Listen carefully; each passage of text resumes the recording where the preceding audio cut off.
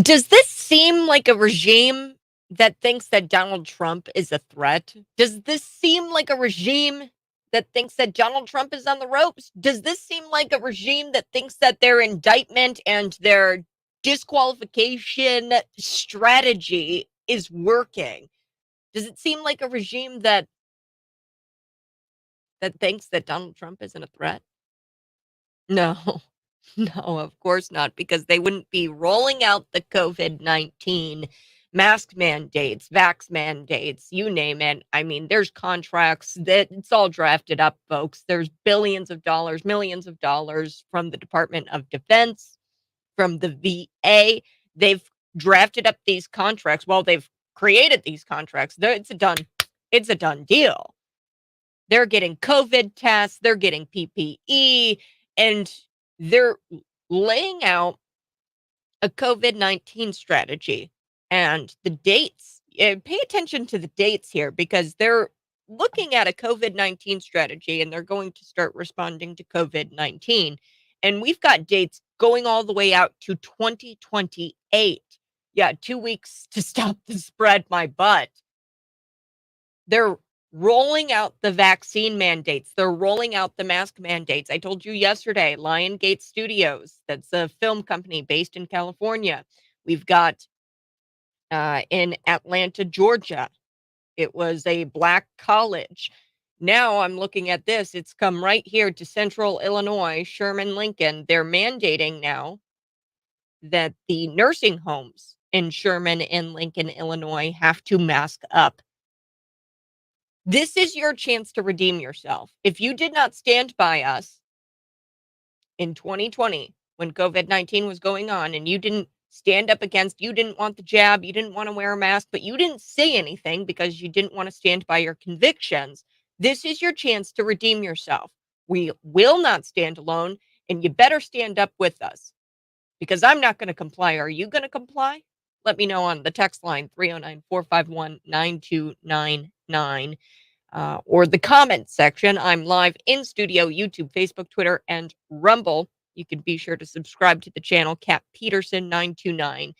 This is the Morning Buzz. I know I'm fired up today, folks. And look, I wish that we didn't even have to. And I don't know what is up with Congress and what's up their butts, because what they should be doing right now is investigating this. What do you mean millions of dollars are going towards COVID-19 tests? There hasn't even been an outbreak yet. Why are there dates to respond to COVID-19 dating all the way out to 2028 via these contracts from the Department of Defense and the VA? What? Why? And we should be getting those answers. We should be getting answers about Wuhan and how much we should be getting the receipts of how much we spent over there and why were we spending money over there for gain of function research. We need to start getting these answers. And I don't know what's wrong with Congress. We have Congress and we have the majority in the House. We should be gutting these agencies and we should be firing people and we should be getting to the bottom of this.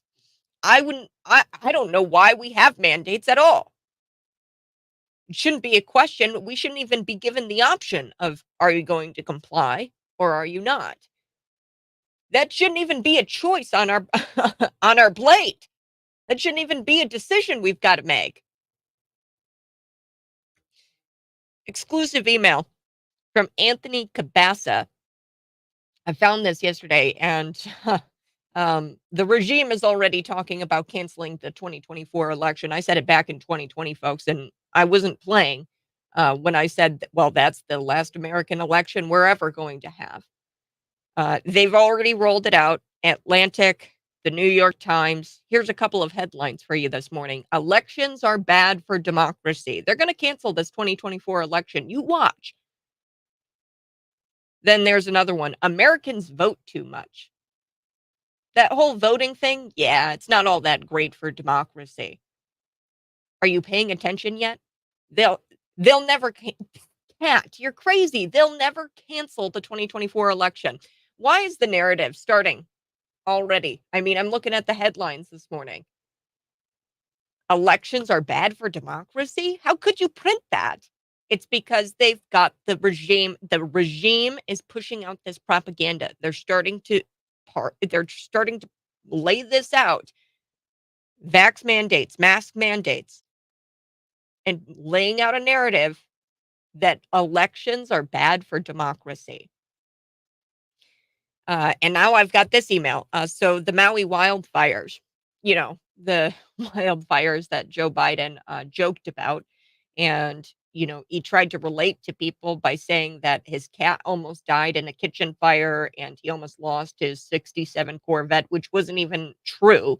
It was a very small kitchen fire and it was out within minutes.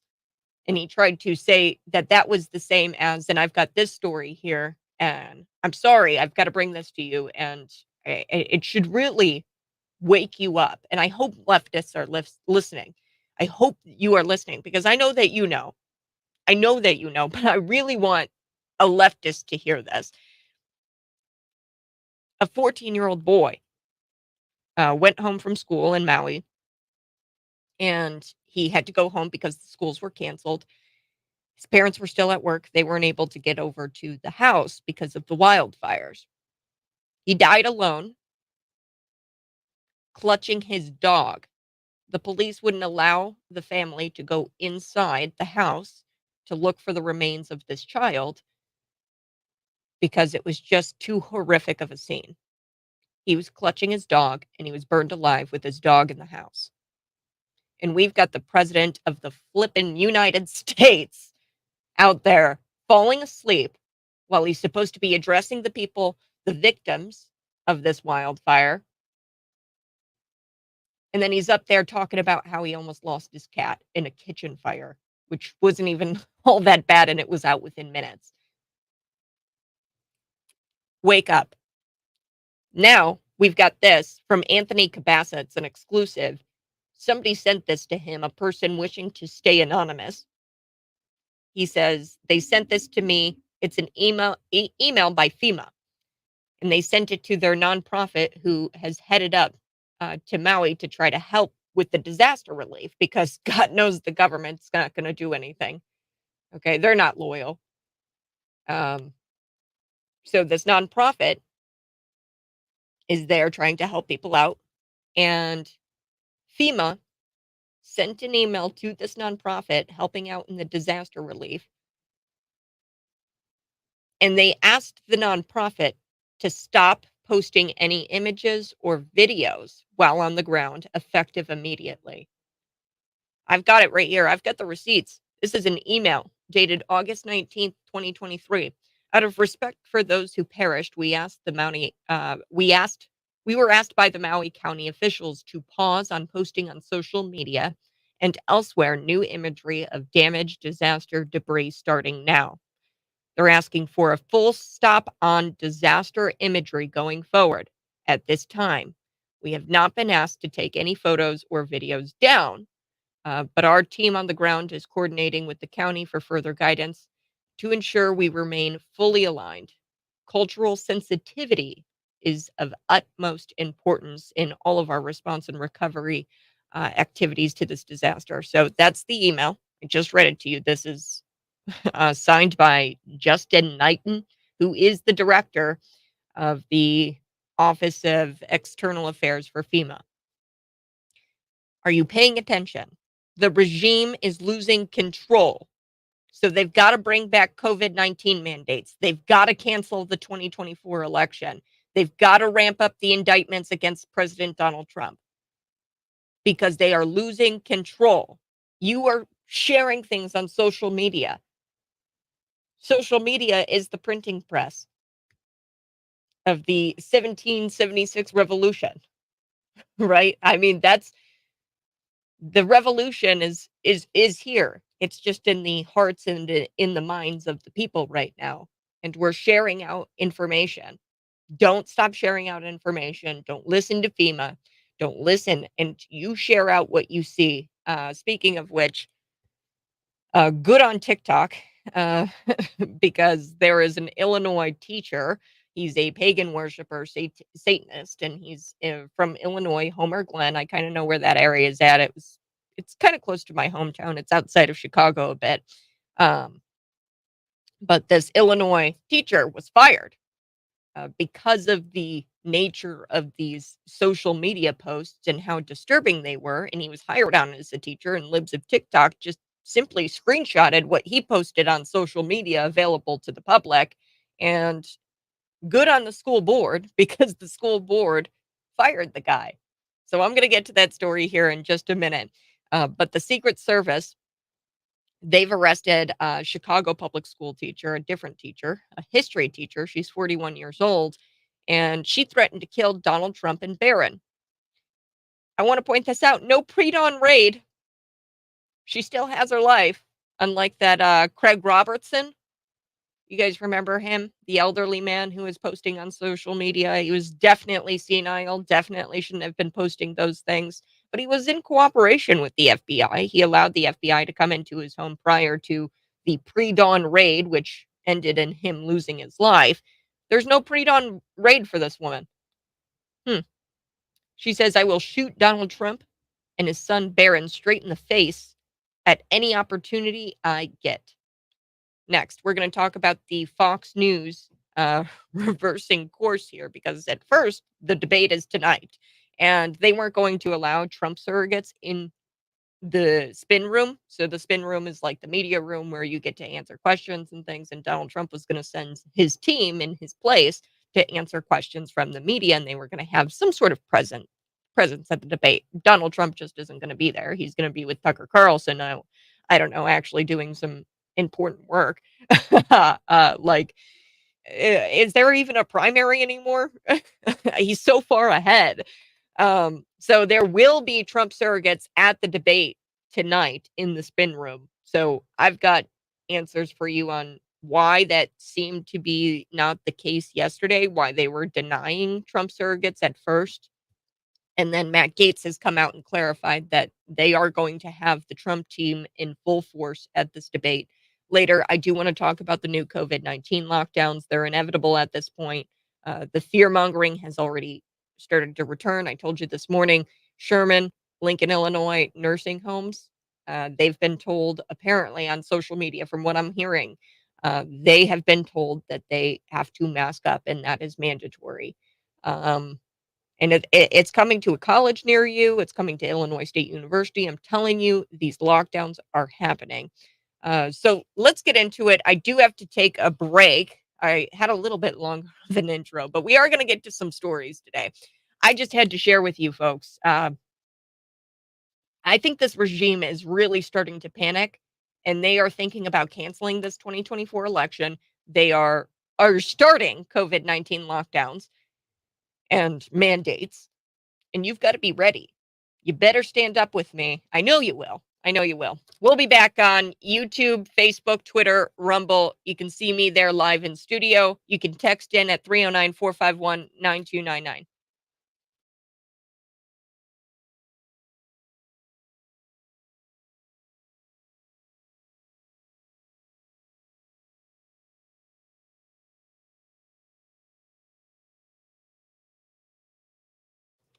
Big chug of coffee. Good morning, folks. How are you? I know, a little heavy this morning. And I'm very sorry about that, but sometimes we've just got to have real conversations. And I know that's tough, but nobody else is going to have that real conversation with you. I will. I will. I'm not going to shy away from that because that's just who I am. That's my personality. And I'm not going to shy away from having a tough conversation because I do believe that you want to have these tough conversations and you're feeling exactly the same way I am. Um, uh, but yeah, I'm not going to comply with these COVID-19 mandates. It's peculiar. There should be somebody questioning the timeline of this. So they have the Department of Defense and the VA and a couple of other agencies contracts drafted up where they are purchasing things like COVID-19 tests, and I'm talking millions of dollars for COVID-19 tests. They know something that we don't because there hasn't been an outbreak yet. There hasn't even been the slightest indication that there's going to be an outbreak. Um, there hasn't even really been experts that have come out and said that we should expect an outbreak, but the government is doing this under the table right now, and that should concern all of us. And what should really be concerning is that they've got dates for COVID-19 PPE, COVID-19 response. They have dates dating out to 2028. So, how long is this COVID-19 lockdown in 2023 going to last? Are they expecting it to last 2028? That's 5 years. Are they gonna lock us down for 5 years? Are they going to mandate that we wear a mask on our face for 5 years? Yeah, 2 weeks to slow the spread my butt. You guys can smash that like button. That would really help me out. Share this out with your normie friends. Like I said, we are going to be coming back talking a lot today about, this social studies teacher. She's a woman. She was arrested yesterday by some federal agents. It was in our newscasts, and I didn't really want to talk about it until I got some more information. Now I understand, who this person was. Her name is Tracy Forenza, and she was 41 years old. She was a Chicago public school teacher. That shouldn't shock you. She said in emails, multiple emails, that she was planning on killing Donald Trump Sr. and Barron Trump. And she even said in an email that she's going to shoot them in the face any opportunity that I get, at any opportunity I get. And my point with this story is, where's the pre-dawn raid? Because Joe Biden, if his life was threatened, the FBI kicks in the door, the body cams come off, and the guy gets shot and he's dead. The 74-year-old man, I think he was 70 in his 70s, Craig Robertson.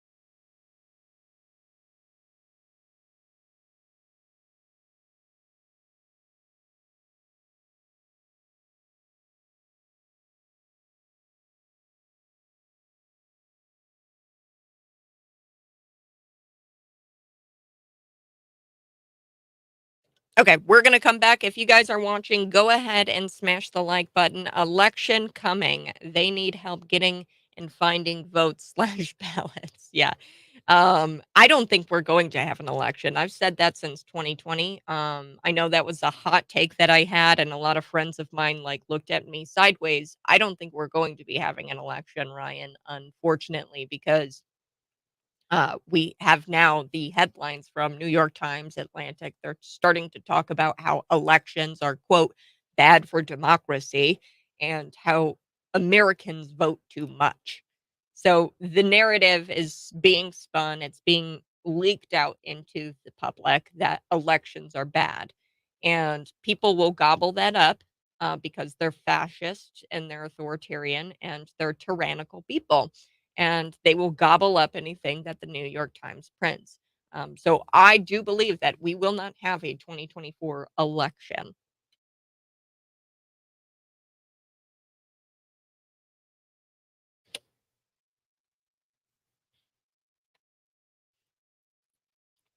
They need help getting and finding these votes and these mail-in ballots. Yes.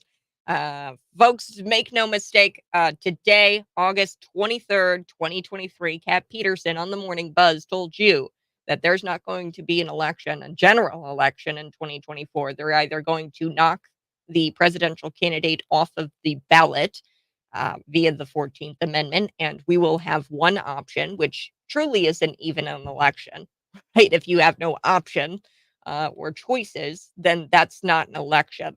That's tyranny and that's a dictatorship.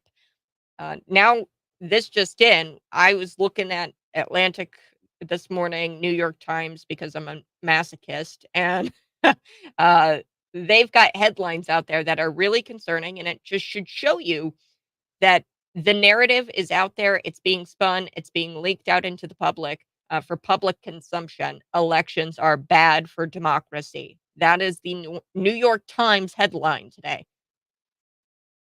That's like I thought I was picking up the CCP newspaper today, and I was like, "Wait, what? The New York Times, elections are bad for democracy. What do you mean?"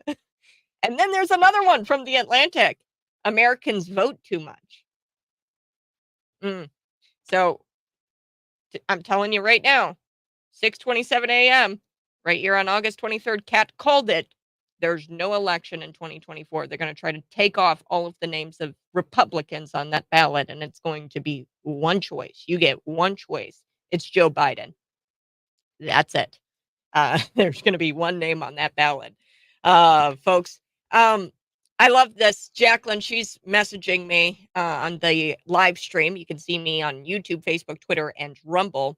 She says, I will never comply.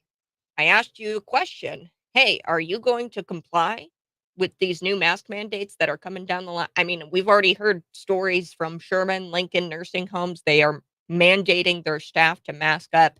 Lionsgate Studios in California, that's a California based film studio, and they are mandating that their employees mask up, and they're mandating that they do some self screening, like, if you've traveled internationally for 10 days, don't come to work. Make sure you test and do a COVID-19 test. So that's all happening, folks. We do have to visit with Mark Glennon from Wirepoints here coming up in just a little bit. I'm very excited because uh, we've got a very draconian bill out there. I don't know how else to put it, but he's going to be joining me on the line here. You got to stick around because I do want to talk about these new COVID lockdowns, how they're inevitable, and the fear mongering has already started to return.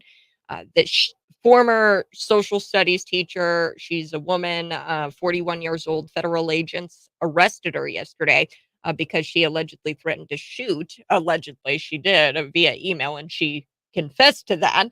I have to say allegedly because she hasn't been convicted of it yet, but she threatened to shoot Donald Trump and his son. And she's from Plainfield. That's my neck of the woods, where I'm kind of from. And she said, I will shoot Donald Trump Sr. and Barron straight in the face any opportunity I get. My question is, where was the pre-dawn raid for Tracy? Because what I remember, here's the rules, okay? If you threaten the president, if you threaten a president, with assassination and you say that you're going to assassinate him, then FBI agents, Secret Service, they're going to bust down your door and shoot you. And there's going to be no body cam footage of it. The body cam footage is going to go dark like Craig Robertson. He was the elderly man who was on Facebook. Somebody should have taken his computer away from him. But he was on Facebook saying awful things about how he wanted to, go after Joe Biden. And what happened was he died. Even after working with the FBI, he was trying to cooperate with the FBI. They came to his house. He said that he was going to cooperate.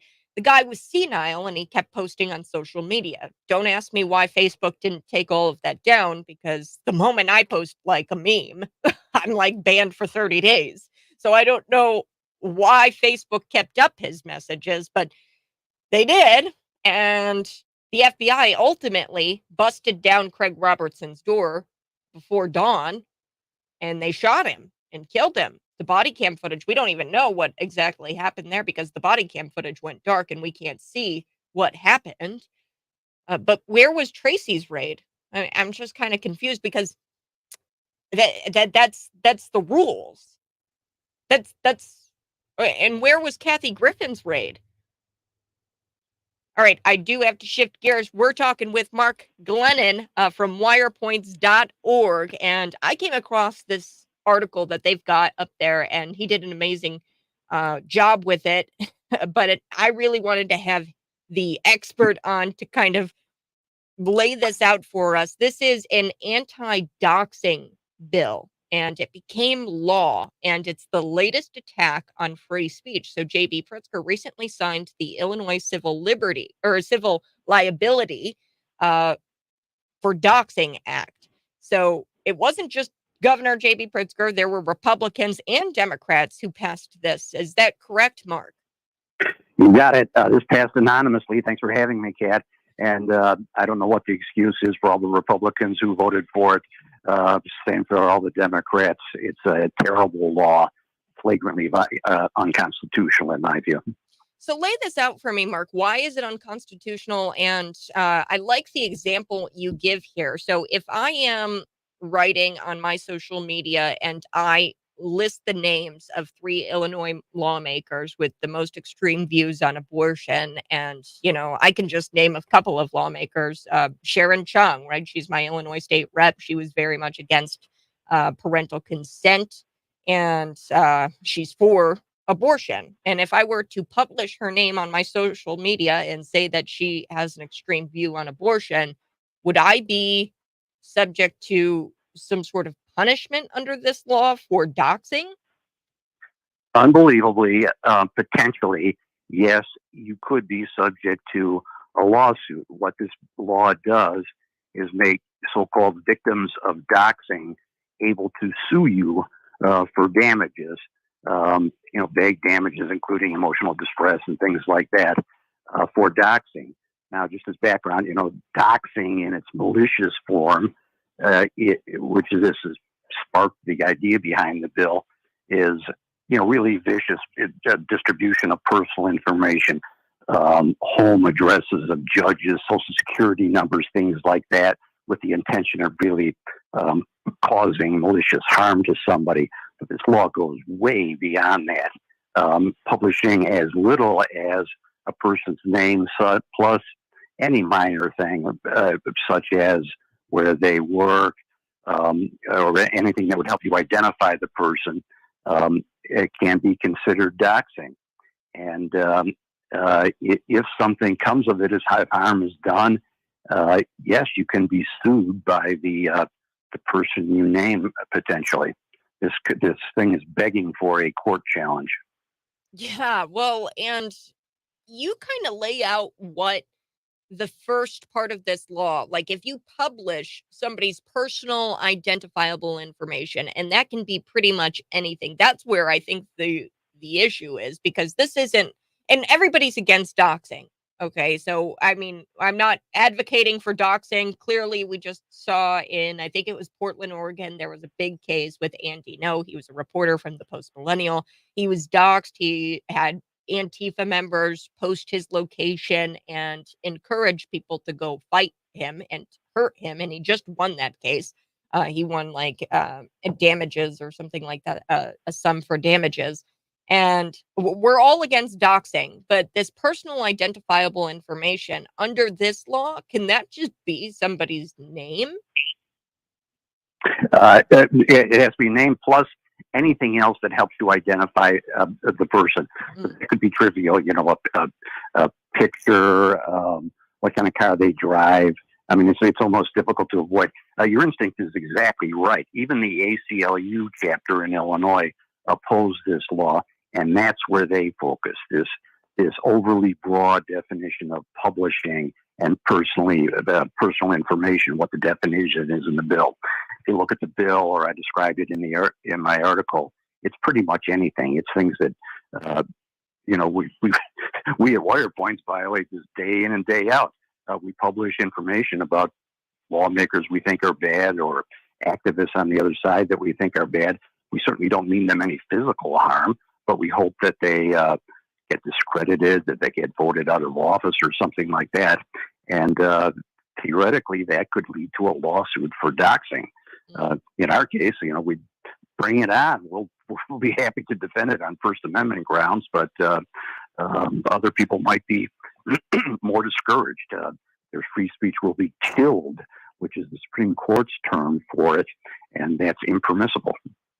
Well, and then you brought up harm. So doxing, I would imagine, like, it's the original definition, and you talk about the definition of doxing in your piece on wirepoints.org.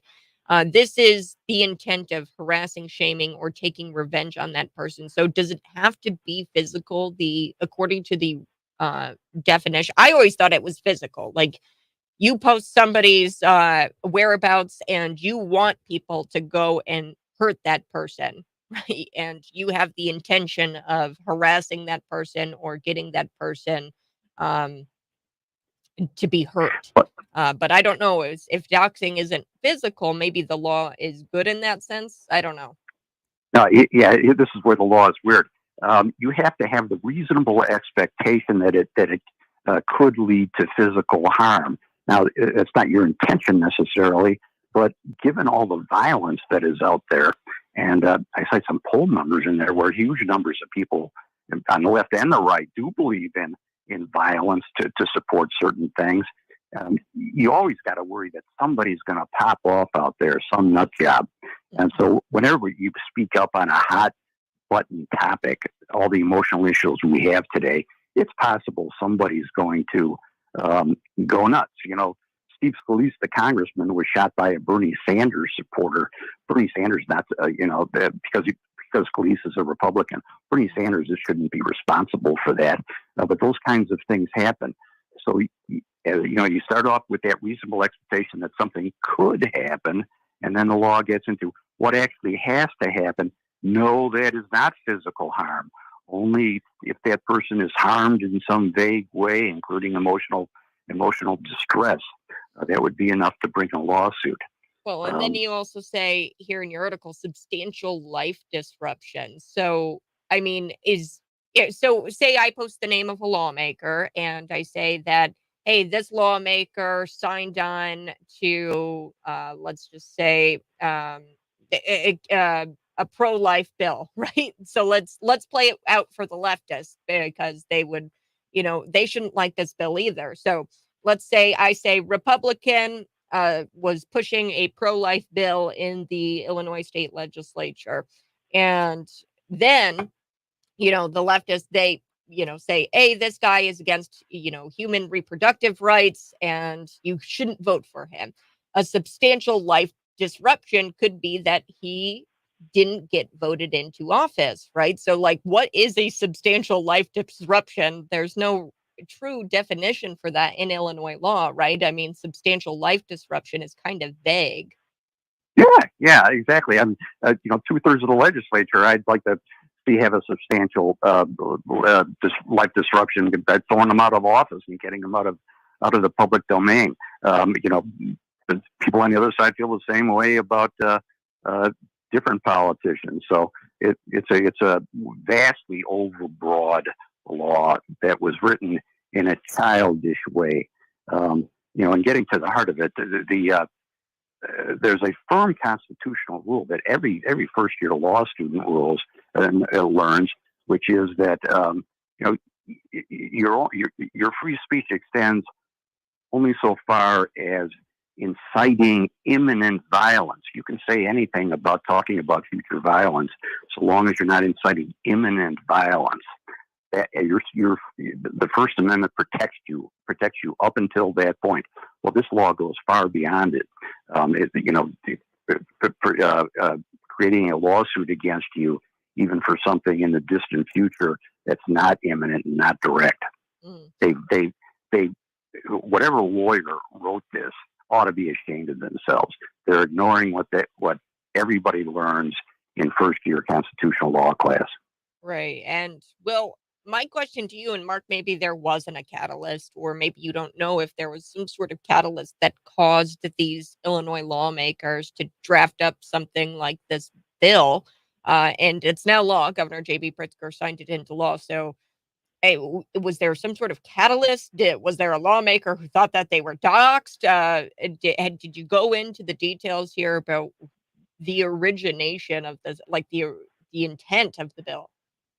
Yeah, there are occasional examples of what we would all regard as uh, malicious, nasty stuff, where somebody publishes something, really detailed information with where they're clearly hoping that violence is going to occur at their home. And one of the catalysts was the bakery shop, which allegedly was going to host a drag show for children, Mm. and details were published about that. And there was an attack on that building, on the shop. I think that was one of the precipitating events here. So it's like so many things in Springfield. You see occasional bad things that happen. They think there's a legal remedy that should be created, and they write some vastly overdrawn, foolish law to try to address it. Yeah, Um, which could be um, misinterpreted and go after law-abiding citizens. Maybe the answer isn't necessarily to create this vague legislation, but rather prosecute those who do commit violent crimes, like or graffiti. In that case, I think it was the bakery. Was it in Naperville or something like that, where they were trying to host this drag show? Somebody goes and they vandalize the building. The answer right, probably isn't to create vague legislation that could go after everybody and law-abiding citizens who are just trying to hold their lawmakers accountable or hold somebody accountable. Um, but rather, let's take the vandalizer and lock him up. I'd be curious if the vandalizer, is serving his time and is, held liable for the act of vandalizing the bakery. I don't understand why there has to be this vague law. sure. That's where the remedy should be. Of course, is that anybody who commits violence, nobody's defending them, and that's where the punishment should be. But that's a good example, and the law would hold you if if you would put up information about that individual who owned the store and was planning that show. You're jointly and severally liable with anybody else that did the same. So a lot of other people may have written about it, but if they're judgment proof, they can go after you personally for the whole amount of any alleged damages. And uh, in that case, it was limited to damage to the store. In some cases, it could be worse, but you shouldn't be held liable for that if you in good faith put up something criticizing someone who you thought was doing something wrong. Mm. Mark Lennon, we have to take a break, but thanks so much for joining me here on the Morning Buzz. I so do appreciate it. And folks, don't forget to go check out this article, read it in its entirety, because it's very important that you know what the law is. So that way you don't get in trouble, I would imagine. And if somebody comes after you with this law, this anti-doxing law, I would encourage you to sue, right? I would imagine that there's going to be a lot of people who are bringing this to the court saying, hey, this isn't right. I shouldn't be held civilly liable for just holding my lawmakers accountable, holding people accountable for what they do. Um, Right, cat. Don't let them chill your free speech. Stand up for what you believe in, and if you need help on the legal, find one of the now many law firms that are on pro bono defending against these many assaults on free speech. I hope people don't have their free speech killed by this. Yes, yes. Well, Mark, you have a great rest of your day. And don't forget to read this article. It's Illinois Anti-Doxing Bill Becomes Law. It's on wirepoints.org. Mark Lennon and the team there at Wirepoints, they do a great job, a lot of research. So go check it out. I'll be back on the other side talking about a Plainfield woman. She sent all kinds of emails discussing how she planned to shoot Barron Trump and Donald Trump in the face That's next.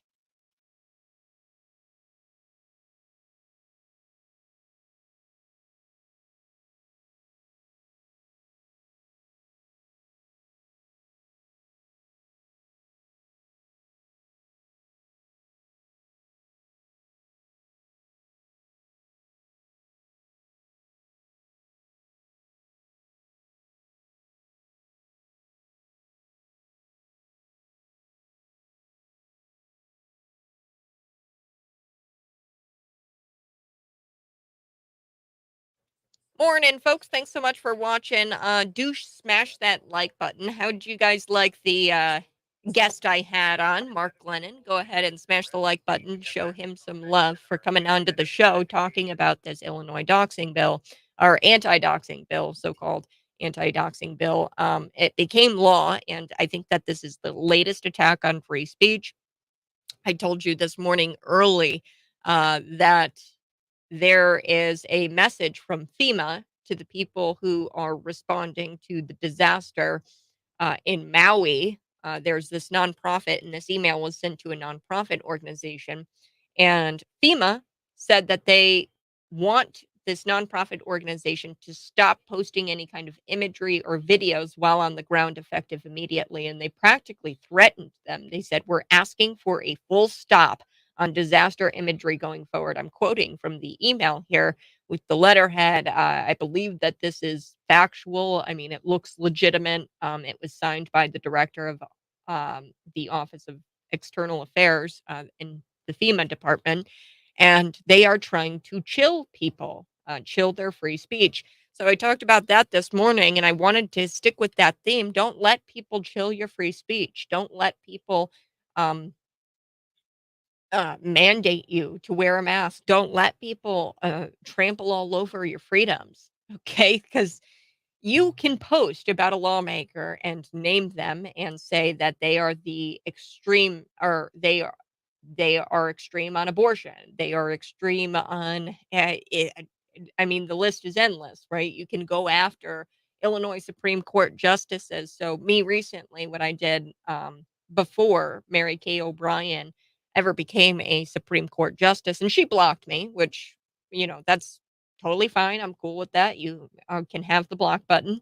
That's there for a reason. So she blocked me because I posted her name, her campaign finance records that are available to the public via illinoissunshine.org. And I posted that she received $1 million from Governor J.B. Pritzker prior to this recent hearing where they had to hear a case where JB was listed as the defendant. The people brought before a case and they tried to sue the governor over this so called assault weapon ban.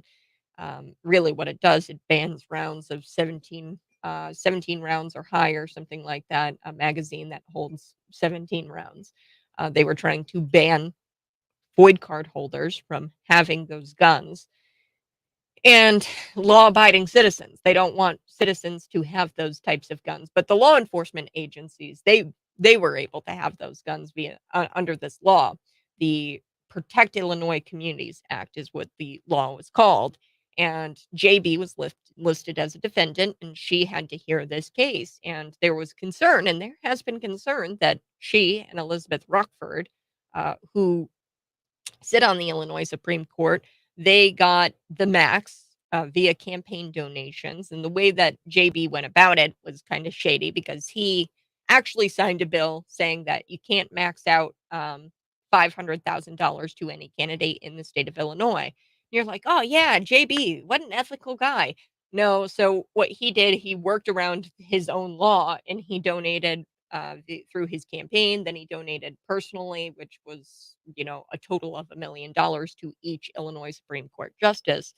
And I posted that. I said, JB paid to her campaign fund $1 million before she got elected, and she blocked me.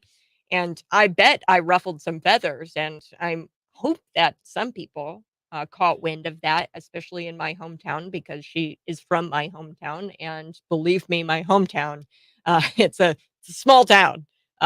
they don't like JB, and she tries to push herself out there as some sort of back the blue type, as some sort of Republican, but really she's a Democrat, and she received a bunch of money from JB. And I would hope that that would have taken some votes away from her.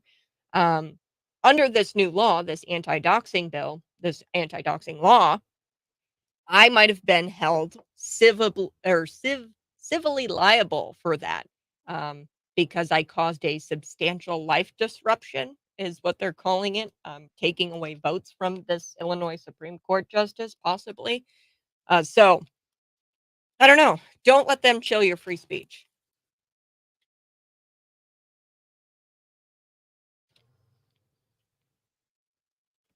Wow. Where was the pre-dawn raid for this one? FBI, Secret Service?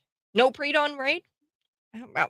I'm sorry. Do you guys remember Craig Robertson? He's the Utah guy who FBI special agent shot and killed. Um, uh, and just a couple of weeks ago, they were so-called attempting to arrest him. Now, background information: Craig Robertson was working with the FBI.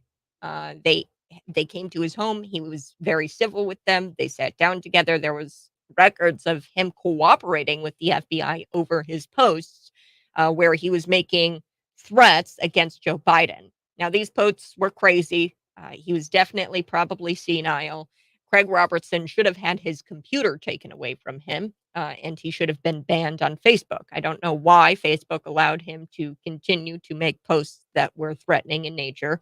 Um, but he had his door kicked in. He was shot when they were attempting to arrest him. We don't know if he was trying to interfere with that arrest. We have no idea what happened, because the body cam footage just goes black as soon as they kick in the door. And this story comes out, and I'm confused, because I thought that's how we responded to assassination um, threats. I thought that was the rules, but that's not what Tracy's going through. She's not having a pre-dawn raid. According to the U.S. Attorney's Office in Chicago, the 41-year-old Tracy Marie Forenza was arrested Monday morning on the charge of transmitting threats to kill or injure. In an email, she wrote, "I will shoot Donald Trump Sr. and Barron Trump straight in the face at any opportunity I get." She wrote this in an email, which she admitted to sending. She told FBI agents, "Hey, I sent this." So she's not denying it. The email was then sent to this Palm Beach area educational institution. Trump lives in Palm Beach. He's got an address there. In a similar email, she said that she was going to slam a bullet into Barron Trump, and then she was going to shoot his father, Donald, when the father would respond in self-defense. Or I mean, crazy person. And she has several posts. She's a Chicago public school teacher, where she just posts all kinds of nonsense. She's got Donald Trump hanging by a noose, or like some sort of costume, somebody hanging by a noose, some sort of like mannequin that resembles Donald Trump. She posted that on her social media. Her social media is just riddled with hate, okay, and threats. So she had no pre-dawn raid. She's actually not really, I mean, even in prison right now. So even though she admitted to it, and she also sent the email, I don't know why she's not behind bars yet, but apparently there's got to be some sort of procedural thing that happens where she has to appear back in Chicago federal court today. And then the judge is going to decide how she's going to be transported to Florida, because Chicago doesn't want to charge her. They say that she has to be charged in Florida because that's where the charges were filed. Hmm. I don't like it. I don't like this two-tiered justice system. I don't like the lack of following the law, uh, and it being content neutral. The law is the law, and it shouldn't matter what the content is. If somebody is threatening assassination, and if the standard is you bust into the door and shoot them, then why didn't that happen for Tracy? Better yet, why did it happen to Craig Robertson? Shouldn't have happened. All right, I'm going to be back. This is the Morning Buzz.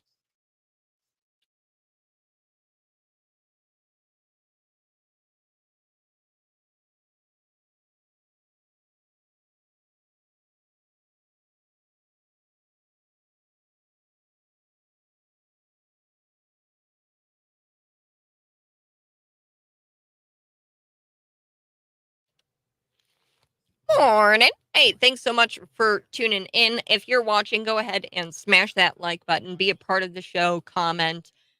Jacqueline, she's commenting. Why do I suspect that charges may never be filed for a violation of this new law, the anti-doxing law? Won't always be unbiased, and the justice won't always be blind. Yes. So yeah, Jacqueline, I think that your comment here is awesome. Yes, we should not be shocked if Republicans are always held in violation of this new law. And when I say Republicans, just people who um, go after, or really not even go after. That's not even the right choice of words. It's accountability. So I had Mark Lennon on, and I asked him, "Hey, what's the catalyst for this? What caused this new law?" This anti-doxing law.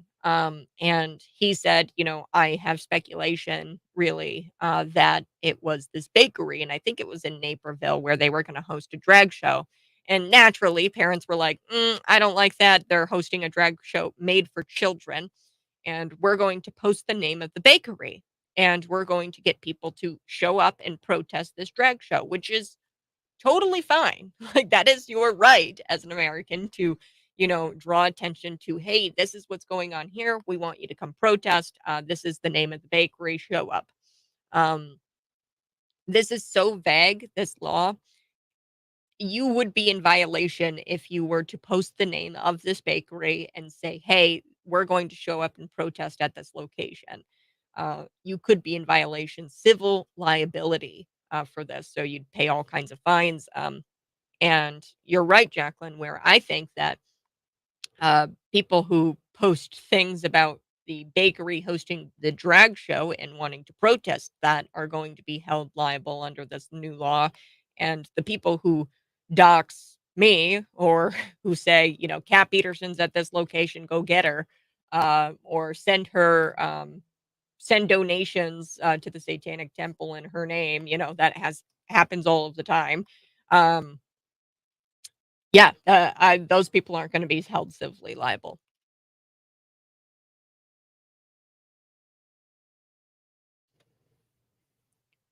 Whoa! I can't believe that 6 o'clock hour just flew by. We've got so much to get to today.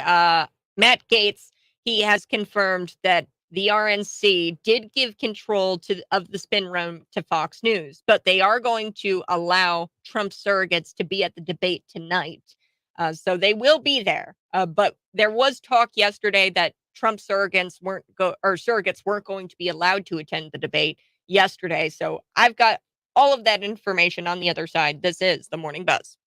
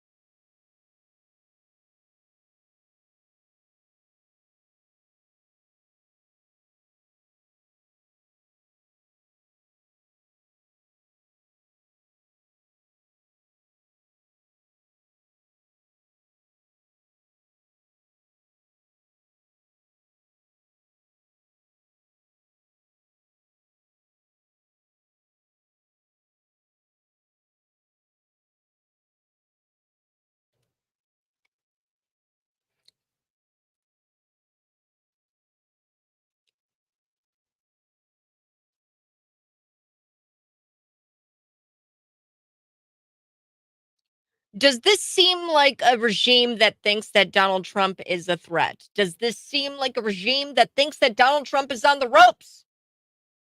No. No, no, no, no. This is a regime that is freaking out. They are freaking out, so they are trying to cancel the 2024 election. They're trying to bring back the mask mandates and the COVID-19 vax mandates. They are doing everything they can to slow down the talk on social because they can't control the narrative anymore. This exclusive from Anthony Cabasa on Twitter, he talks about this person who tries to stay anonymous and wants to stay anonymous, and he sent an email to this journalist, and it's an email that FEMA sent to their nonprofit organization. So there's a nonprofit organization in Maui, and they're helping out with the disaster relief. And in the email, you won't believe this. FEMA is asking this nonprofit to not share any kind of images, photos, videos on the ground effective immediately. They are trying to chill free speech. They're trying to say they're trying to not get this story out there. What's going on in Maui. They don't want people to know that a 14-year-old boy, and I've got this story and I know it's heavy, but we've got to have these conversations. A 14-year-old boy. He was found, his remains were found in a home. He had to get sent back home from school. The schools were canceled after the wildfires and they sent the kids back home. The parents weren't able to get back home because of the wildfires. And this 14-year-old boy, he died inside the house alone and he burned alive. The police wouldn't let the family in to find the boy because it was such a horrific scene. He was clinging to his dog. He was holding on to his dog, the remains. So the dog and the boy burned alive in Maui. And I want you to think about that. And then I want you to listen to Joe Biden's response about how he tried to say a small kitchen fire was the same thing and how he was trying to relate to these people because he had a small kitchen fire in his house. And he said that he was gonna lose his '67 Corvette, and he was gonna lose his cat. You gotta be kidding me. Then he's fallen asleep. He's fallen asleep while he's there in Maui trying to console these victims, these fire victims, these wildfire victims. Then we've got the guy who was in charge of the water, holding that water for 5 hours. He was supposed to fill the fire hydrants for the firefighters to fight the fires. Then the guy in charge of the damn siren doesn't sound the alarm. Hey, there's a fire. He was in charge of pressing a button, and he couldn't even do that. I know it's heavy. I know it's heavy, but we've got to talk about it. So earlier in the show, we talked about the Secret Service agents busting in to this Chicago Public History School teacher's house. And the reason why is because she threatened to kill. Oh, wait. No, they didn't bust into her house. There was no pre-dawn raid because she was a leftist and she was a public school teacher. But she said that she wanted to shoot Donald Trump and Barron straight in the face in an email. And she admitted to sending that email. But no, no, no, no, no. We don't bust into her house and shoot her like we did Craig Robertson, who threatened to kill Joe Biden. And look, I'm not condoning threatening to kill Joe Biden. That's bad. But the guy was cooperating with the FBI and they busted into his house and they shot him. And we don't have the body cam footage. We don't know what happened. So we talked about that this morning. Fox News, they're reversing course, I guess, on these Trump surrogates, because at first they said that these Trump surrogates would not be allowed to be in the debate spin room. So a spin room is where the media goes and they interview the candidates and they ask questions and the candidates can provide answers. So it's the spin room. And Trump was going to send some surrogates, some people in his place to answer questions at the debate tonight. He's not going to be going to the debate because he doesn't have to. He's going to be on with Tucker Carlson doing his own thing because, well, frankly, he's better than the rest of the primary presidential candidates. And it's unfair that we're trying to indict him and really just knock him off the ballot. But anyway, so he's not going to be at the debate, but he was going to send people to the debate. And at first, there was talk about how Fox News wasn't going to allow that. So this Newsmax host had Matt Gaetz on, and Matt Gaetz he squashed those rumors. I guess they were rumors, or perhaps this really was going to happen. We really don't know. But at this point, it does look like these Trump surrogates are going to be allowed into the debate to answer questions on behalf of Donald Trump. So the first Republican primary debate of the year is tonight. Matt Gaetz revealed that the Trump surrogates would, in fact, be allowed to observe the debate and have access to the spin room. Let's take a listen. This was a Newsmax host with Matt Gaetz, and they were talking about how Fox News was given control of the spin room. The RNC gave up the spin room and gave it to Fox News, and Fox News was looking to ban the surrogates from being allowed to talk with the media. So let's take a listen. The first Republican presidential primary debate is tomorrow night. President Trump has made other plans, and now we're learning Fox News, the Never Trump network, won't allow Trump surrogates to attend the debate and the spin room after the debate. Now, this move, as you know, is completely unprecedented. That doesn't sound like the RNC or Fox News covets free speech much at all. What's your take on this?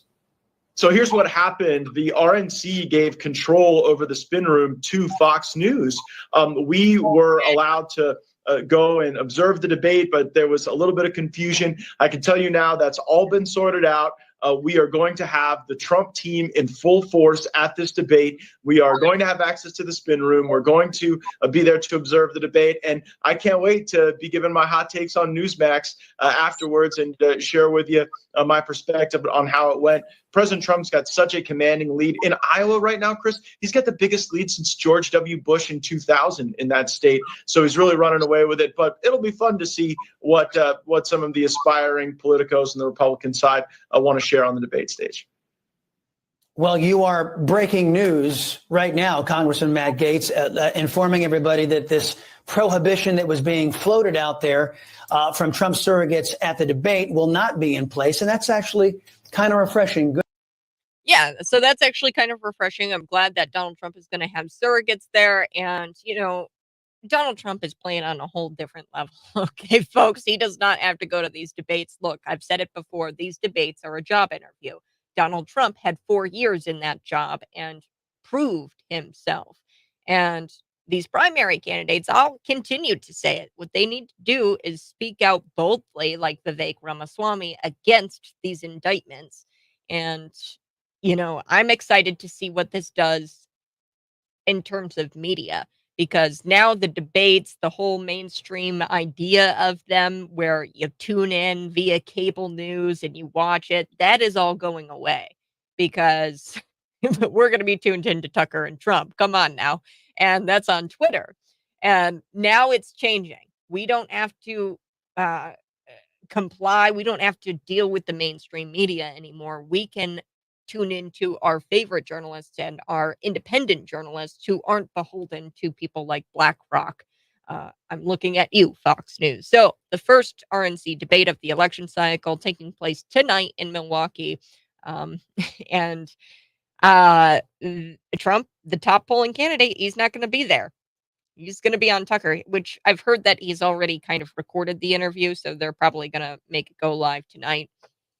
So I'll be looking for updates on that and posting updates about the Tucker Trump interview and about the debates on our Facebook page. So stay tuned.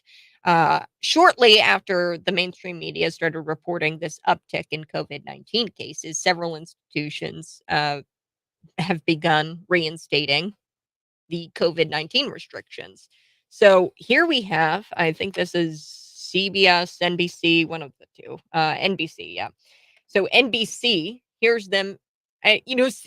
What's really funny about this, the guy, and this is what, I'm pulling back the curtain here because I went to journalism school. This is what they try to do. They come up with these alliteration type headlines and they're supposed to be catchy. What's really funny is that this guy had this written for him, this news anchor that I'm about to play for you on NBC. And his opening line was, "COVID is making a comeback." Who wrote that for you, man? And you thought it was good enough? Like, you thought it was good to say on air? I'm embarrassed for you. I'm truly embarrassed for this news anchor. So he's reporting now that COVID is back, and it's making a comeback. So here COVID is making a comeback this summer, so many of us would like to leave it in the past, but cases are once again on the rise. So when will new booster shots roll out? Ann Thompson asked the CDC director. This summer, most Americans left COVID in the past, gathering together once again mask-free.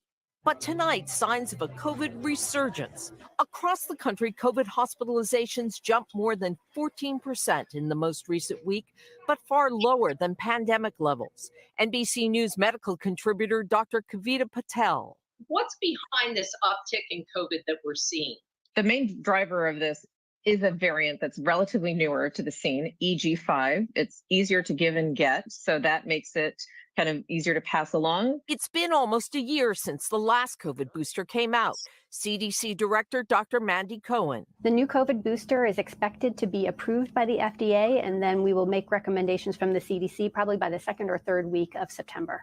Will it protect against this new strain? Yes, the booster is tailored to what we are seeing circulating now. Critics say the oh man. I mean, I'm just going to say it right now. It's probably because Pfizer's stock is down. That's why they've got to roll out this new booster shot. The vax are ineffective. They don't work. They don't stop transmission. The masks don't work. They don't stop transmission. Don't believe me. Believe Anthony Fauci, who said that masks don't work. They might stop a droplet or two. You know, Tony Fauci, they might stop it. But really, they're actually more harmful because it comes with, you know, you touching your face a lot. And, you know, the masks don't really work all that much.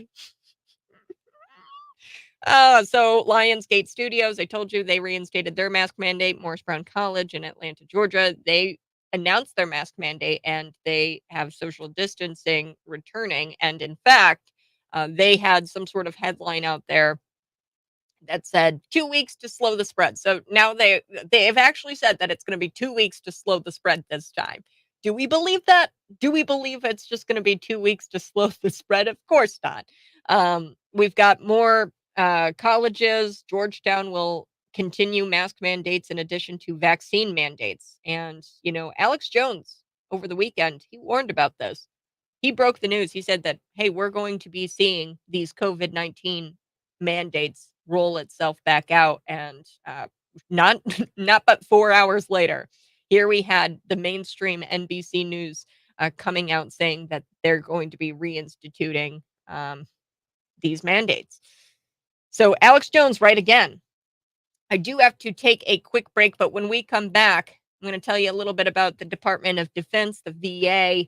They've got contracts drafted up, millions of dollars, spending millions of dollars on COVID PPE and COVID-19 test kits. And the dates for this thing, like the dates for COVID response, I mean, you look at these contracts, they've got it dated out to 2028. So, like, wait a second, you're telling me that I have to be locked down for 5+ years? That's because they don't go into the COVID equipment that they're going to be using, ventilators. They don't go in. So what do you know that we don't know? Because this lady just told me that, yeah, the hospitalizations are up 14%, but she said it herself. That's nowhere near pandemic levels of what the height of the pandemic in 2020. What's the hysteria about? Why are we bringing back the restriction? Could it be that the regime is losing control and they're freaking out about Donald Trump winning that election?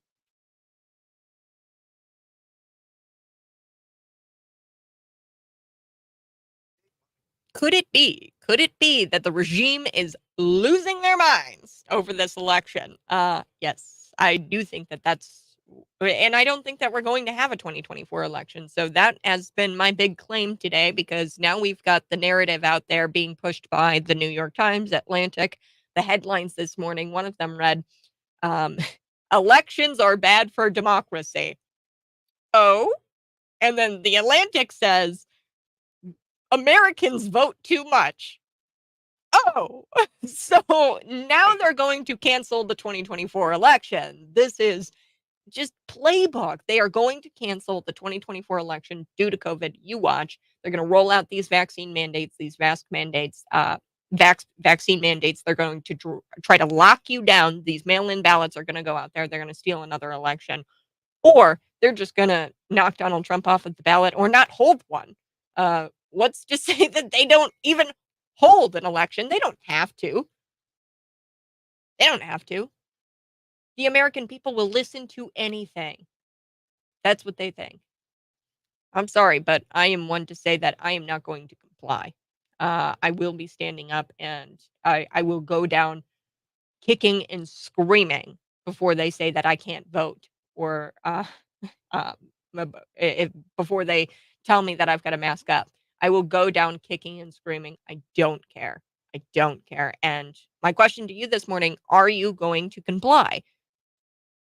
Throw it in the comments section. I will not comply. Or text me at 309-451-9299 if you are not going to be complying with this recent string of COVID-19 restrictions and mandates. I'm hearing now word that Sherman Lincoln nursing homes, they've been mandated to mask up. So, I mean, it's here. The COVID restrictions are back. And I would love for Congress to do some digging into, why are we spending millions of dollars on COVID-19 tests when we are nowhere near the pandemic levels?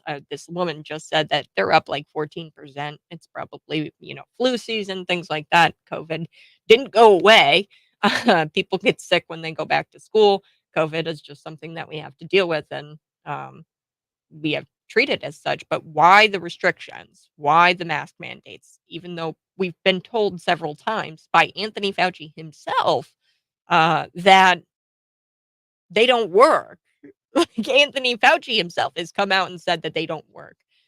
So go ahead, smash that like button if you're watching. We are going to be coming back. I've got a few other stories that I want to hit, specifically Dick's Sporting Goods. Their shares are down a whopping 24% on theft concerns. So the big banks aren't investing in Dick's Sporting Goods anymore. Their margins dropped from 36% to 34%. So they year over year. And how is it possible to allow that much theft to take place? That's my question. I'm looking at these numbers. Losing 2% year over year from margins is a big deal. Think about how much business Dick does.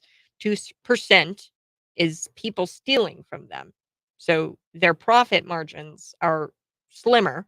And the reason why is because they're not profiting off of the things that people steal. The 24% drop in shares shows that the big banks are not confident that their stealing is going to get any better. So the deep state is running away from the physical retail market. So that's what this is all about. We're not going to have physical retail stores. They're shifting to things like Amazon, and the deep state, they are running away from this physical retail market because they don't want you to go to the store to buy things anymore. They don't want you out and about. That's why the COVID-19 restrictions exist. They don't want you out talking with people at the store. So that's a big deal. Dick's, I don't know if they're going to survive. I mean, we saw Bed Bath & Beyond close. I wouldn't be shocked if Dick's started to close down as well. Federal appeals court suggested that D.C. selectively enforce defacement laws against BLM and this pro-life group. So can you guess? This pro-life group, they were arrested for defacement laws because they used some chalk on the sidewalk, and they said pre-born Black Lives Matter on the chalk or on the sidewalk. And of course, the same DC law enforcement didn't enforce the law when it came to BLM literally burning down buildings and defacing property. And this federal appeals court, they said that DC is selectively enforcing these defacement laws. So we're going to be getting to that. Plus, an Illinois Satan worshiping teacher suffers from mania, psychosis, fired after Libs of TikTok decided to do an expose on the Satan worshiping teacher. And the board made the decision to fire this teacher. And it's hilarious because the board actually starts cheering. Like the people in the audience, when the board votes on this, they start cheering and clapping.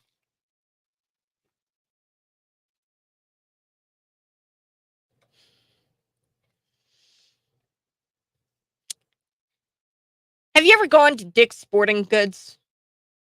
Well, you might not be able to go there much longer because Dick's shares, they're down a whopping 24% on theft concerns. So margins have dropped from 36% to 34% year over year. As a result, um, they're not making profit. And it's because of theft. So, how is it possible to allow that much theft to take place? First of all. Second of all, I want to explain that losing this 2% year over year from margins is a big deal. Losing 2% year over year from margins, it's a huge deal. Think about how much business Dick's Sporting Goods they have. Okay. They do a lot of business, and 2% is people stealing from them. So they're not making any money. The 24% drop in shares shows that the big banks aren't confident that the stealing is going to get better. So these big banks aren't investing in Dick's Sporting Goods anymore. Their shares fall 24%. And this is clear. The deep state is running away from the physical retail market. They don't want you out and about at the store. Okay, they are running away from retail market. They are running away from retail, and they are going to be investing in things like Amazon. They want you to stay at home with these new COVID-19 restrictions, and they don't want you going out to these stores anymore. The deep state is running away from the physical retail market. I'm telling you right now. And Dick's, I don't know if they're going to make it. So, like Bed Bath and Broke, I think that Dick's Sporting Goods is not going to make it because of the theft. The market or the big banks, they aren't confident that the stealing is going to get any better. Coming up, we are going to be talking about this federal appeals court. They're suggesting that DC selectively enforce defacement laws against BLM and this pro-life group. Pro-life group, they're doing some chalk, and they wrote on the chalk or on the sidewalks with some chalk, and they were arrested and charged with defacement because there's an ordinance saying that you can't deface city property or something like that. And they enforced it when it came to the pro-life group, but they didn't enforce it back in 2020 when BLM was literally rioting and burning buildings down in DC. Okay. So they sued this pro-life group. This is a foundation. It's actually Students for Life. And they sued and they said, look, you're not even enforcing the law. You're selectively enforcing the law. And a local court there, the DC court, they said, shut up. Shut up. You're not, that's not true. We definitely enforce all of the laws equally. It doesn't matter where your political affiliation lies. So then they appealed it into a federal court, and a federal appeals court said, wow, yeah, they really did selectively enforce this, and they're siding with the foundation and with Students for Life. So that's a big news story. Also coming up, in Illinois, Satan worshiping. That's what? Satan worshiping. Yes, a teacher in Illinois, Homer Glenn, suffers from, quote, mania and psychosis. Self-proclaimed bipolar disorder, was very open about that on his social media, very open about how he worshipped Satan. And Libs of TikTok didn't expose on this. They just called attention to what he was posting on his very public social media page. And the school board, has fired this guy.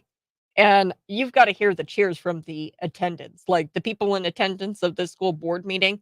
They're hooting, they're hollering, they're like, yeah! And they're like, good on the school board for firing this Satan worshiping teacher. They're everywhere, folks. Don't make no mistake. I'll be back. Scott Robbins joining me on the other side. I'm on YouTube, Facebook, Twitter, and Rumble. You can see me live in the studio. Be sure to subscribe to the channel. That's Kat Peterson 929. Give me a text. Are you going to comply with the new COVID-19 mandates? Or new? I shouldn't say new, but the the inevitable COVID lockdowns. Are you going to comply to the inevitable COVID lockdowns? Send me a text message. That's 309-451-9299. We're back with Scott Robbins next.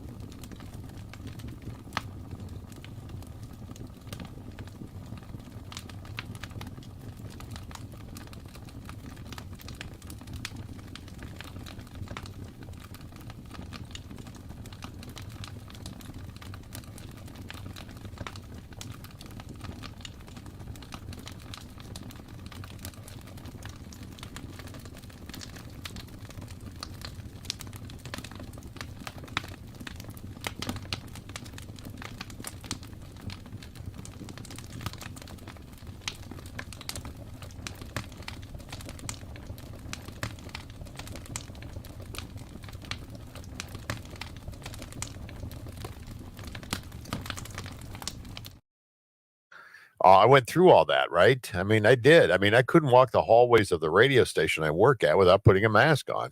Wow. I mean, that's where we were. And I got called into the principal's office because I wasn't wearing one and somebody ratted me out. And so I got called in. I got called into the principal's. Hey, you got to put the mask on. All right. Now the thing about getting called into the principal's office, the principal has no say-so over what I do or don't do, but he suggested it that I wear a mask. So I did. I put the mask back on, went to the grocery store that way. I went to the doctor's office that way, saw my mother that way. I mean, and they would love to do this again. I'm glad you brought that up because I was going to bring it up. You see this starting to trickle its way out again. As you see, I mean, they're starting to breathlessly report on COVID again, on COVID. And this is a different strain. We've got a vaccine coming out. You've heard that one too, right? Yeah. And Kill grandma. and again, like the sixth one that we've had, right? And it's going to be a hard time getting people to convince them to take another shot. It just will. Well, I mean, I know the thing, Scott, they're sitting there saying, oh, you've got to mask up. You've got to mask up. We're going to have to do social distancing. There's already this walking out, of the COVID restrictions. Why the COVID restrictions if you're so confident in this new booster that's supposed to combat this new variant? Why the restrictions then? Do you not believe in the vaccine? Are you a vax denier?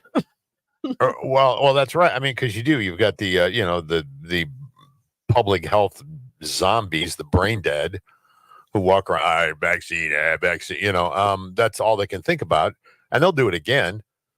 These people are not going to stop. Now, the thing you got to remember is the timing on all of this, right? I mean, there's a question of timing here because there is an election coming in 2024. And we know how long we were in some sort of COVID emergency last time, right?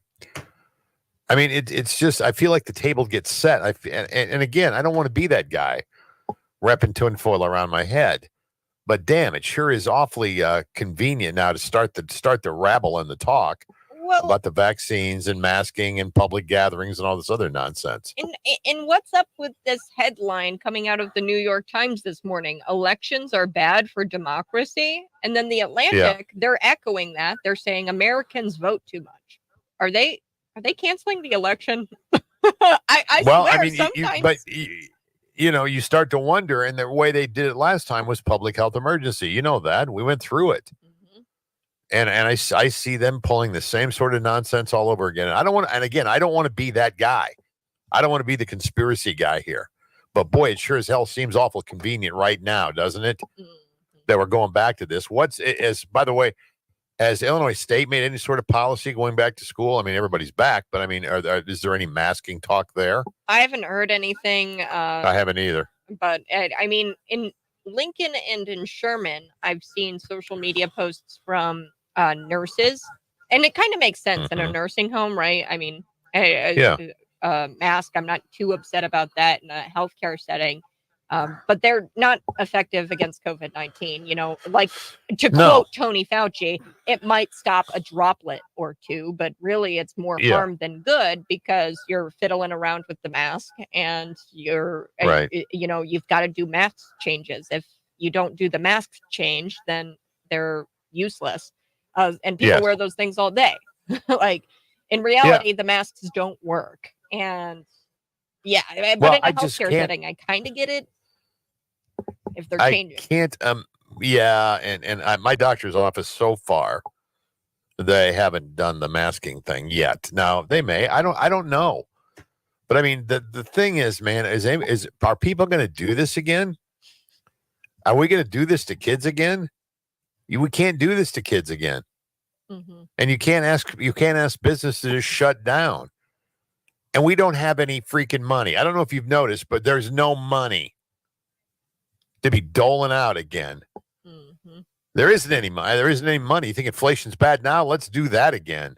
Yeah, well, they're spending millions of dollars. I'm looking at these contracts. The Department of Defense and the VA, they've got millions of dollars for COVID-19 test kits. And they've got millions of dollars going to things like PPE. they're spending money on this stuff, and like, what do you know that we don't know yet? Because they're saying that the hospitalizations aren't that bad right now. So are you anticipating millions of dollars of COVID-19 tests to be distributed? I'm guessing they are, because they'll cite winter and everybody being inside and that sort of thing, gathering indoors with they did that last time. Now the Washington Post has a piece today. I don't know if you saw that. They published a rundown of how the entire system in China conspired to keep this thing under wraps. Now, again, most of us already accepted that as being true.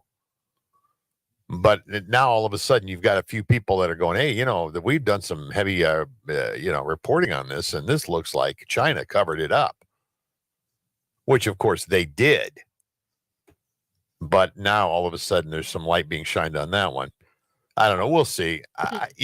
But you're right. I got it. I had that feeling in my gut yesterday. I'm like, damn, here we go. Because there was some story, and I wish I had it in front of me right now. I don't. But some story of a university that was doing this. It was like a private school. Like, you got to be masked up or vaxxed or both or whatever. I've got them here. It's the Georgetown, and then there's a black college in Atlanta, Georgia. They're doing masking. Vaccine mandates, actually. Georgetown is doing vaccine mandates. Yeah, vaccine mandates. To spend, what, $80,000 a year to go to Georgetown? It's insanity. It's insanity right now. I mean, and again, if you've got, how about you use your, the coffers that are bursting at the seams at most universities? Use some of that money. Don't use my money. Yeah. The endowments are insane at most universities. Oh yeah. We don't even know about it. But here we are. But we're going to use the tax money to pay for those PPEs, to pay for the masks for the college students, and vaccines. Yep. I mean, there'll be a ton of vaccines too. Chicago would like gang members to only shoot each other between 9A and 9P. By the way, we talked about this before. You saw this, right? But there's some addendums that have been attached to it now too. Oh. They want you to be more aware of the gangs that are roaming the streets. And also to stay home. It's like The Purge, isn't it? This is like the movie The Purge. They want you to stay away. They want you to stop wearing masks, ski masks. And if you know people that are shooting people, you should probably disassociate yourself with them. This is all in this new proposal. Stop. Not even making this up. This is ridiculous. Encourages residents of Chicago to not wear ski masks or to associate with people who make a habit of shooting other people. Sounds like pretty solid advice. I mean, well, thank you, government, for informing me. I had no idea. You go to a party, Kat. You and your boyfriend go to a party, and it's hosted by the Latin Kings. You might not want to go because they might be killing people. I don't know. Yeah, probably not. I just can't believe they've given up. That's what it is. They've given up.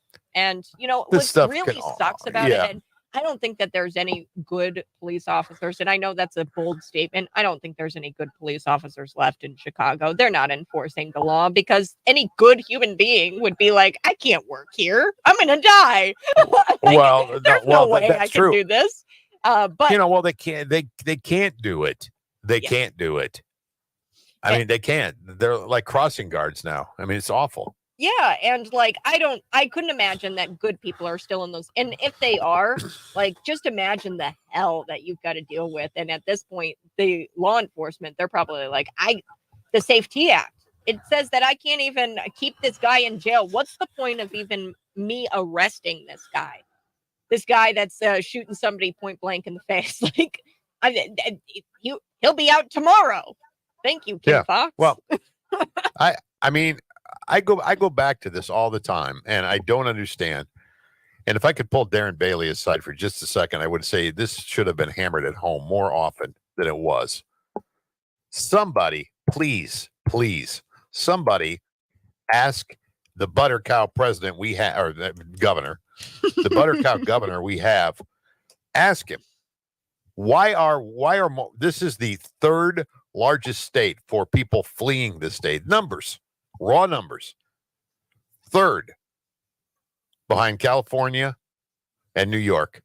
that are fleeing to places like Texas and Florida en masse right now. Your population is decreased.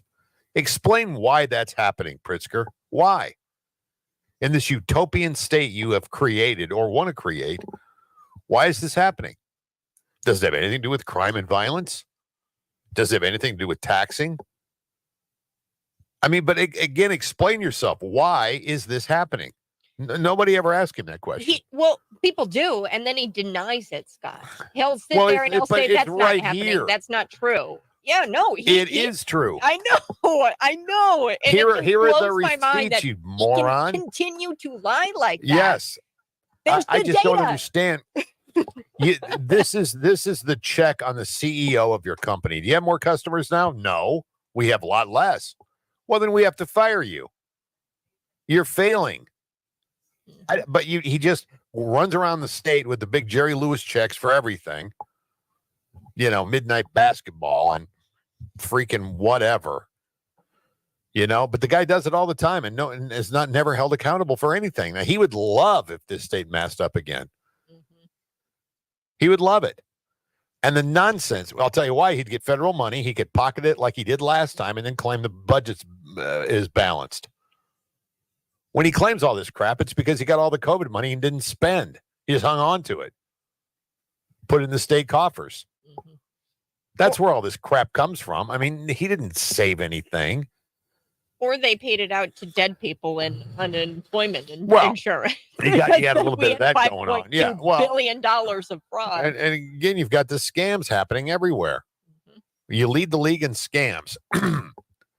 And what happened to all those ventilation systems that were going into all the schools? Remember, everybody got the federal money for that? Yep. It never happened. But you keep it and you go, look, we've saved money this year. We have this much money now. That's not really yours. Gosh, dang it. Anyway, Dang it. I know, I'm frustrated. Oh, by the way, Joe's back on vacation, though, so it's all good. Don't worry. Yes. He's going to go one day without embarrassing the country. He really needed one, Scott, because he was falling asleep. He was really tired in Maui. A lot of stress. When he was a lot of stress. He was dozing off. A lot of stress, man. Whoa. All right. Damn, wish I could take like 10 weeks of vacation every 2 months, Yeah. All right, Kat, have a good day. You're on vacation too, starting when? Monday? Yeah, starting Monday. This is my last week. So then I'll be gone out for a week. I'll be gone for a week. I was just going to say, in this business, don't say it's my last day. Yeah, it's my last day, folks. Right, yeah. You got to remember, usually that is the last day. Yeah. All right. Talk to you later. All right. I'll see you later, Scott Robbins. Right. Scott Robbins. That's Scott's Takes. It happens every morning here on the Morning Buzz at about 7:35 a.m. He's going to be back. I know. Scott Robbins makes you laugh. He's going to be back. Markley, Van Camp, and Robbins. So if you want your stomach to hurt, you can tune in tonight at 8 o'clock for Markley, Van Camp, and Robbins on Cities 92.9. We'll be back.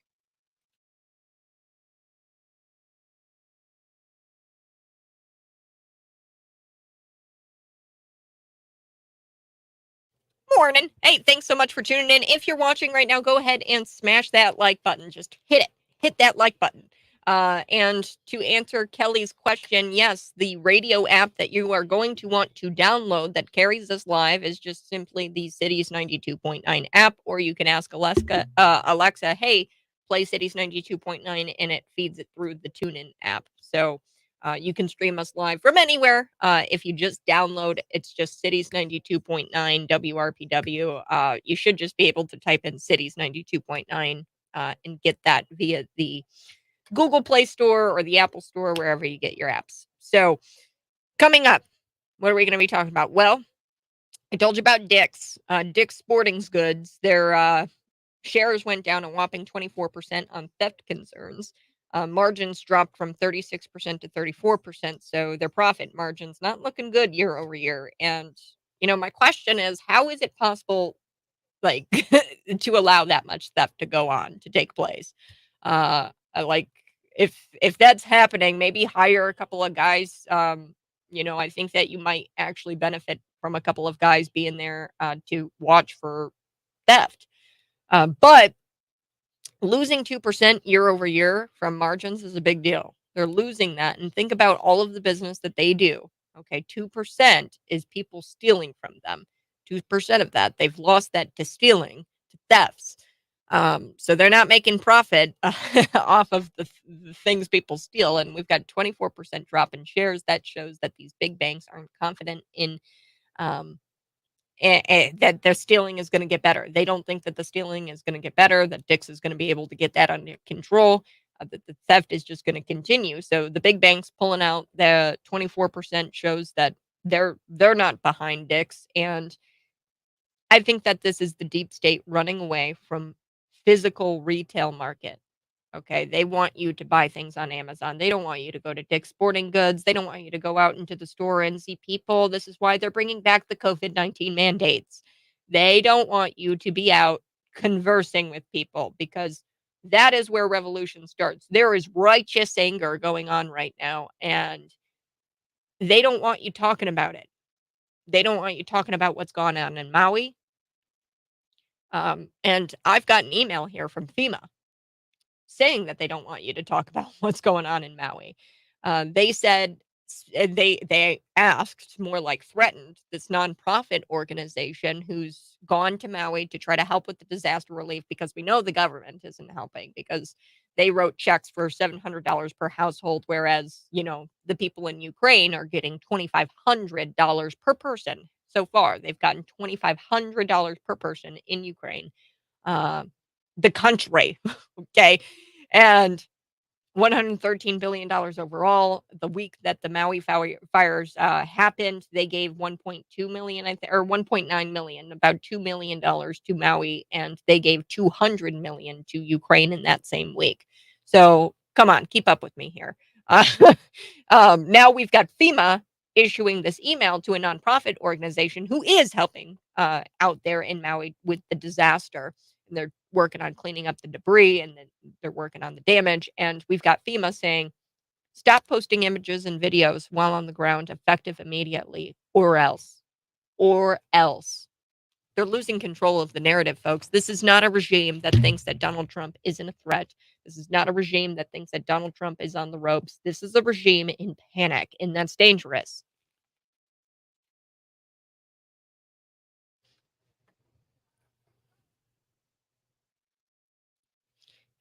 This regime is in full panic mode. They are in full panic mode because they're losing control of the narrative. So they're cooking up ways. They're trying to figure out how to stop this 2024 election. The COVID restrictions, they're coming back. The COVID mandates, they're coming back. They might not hold an election.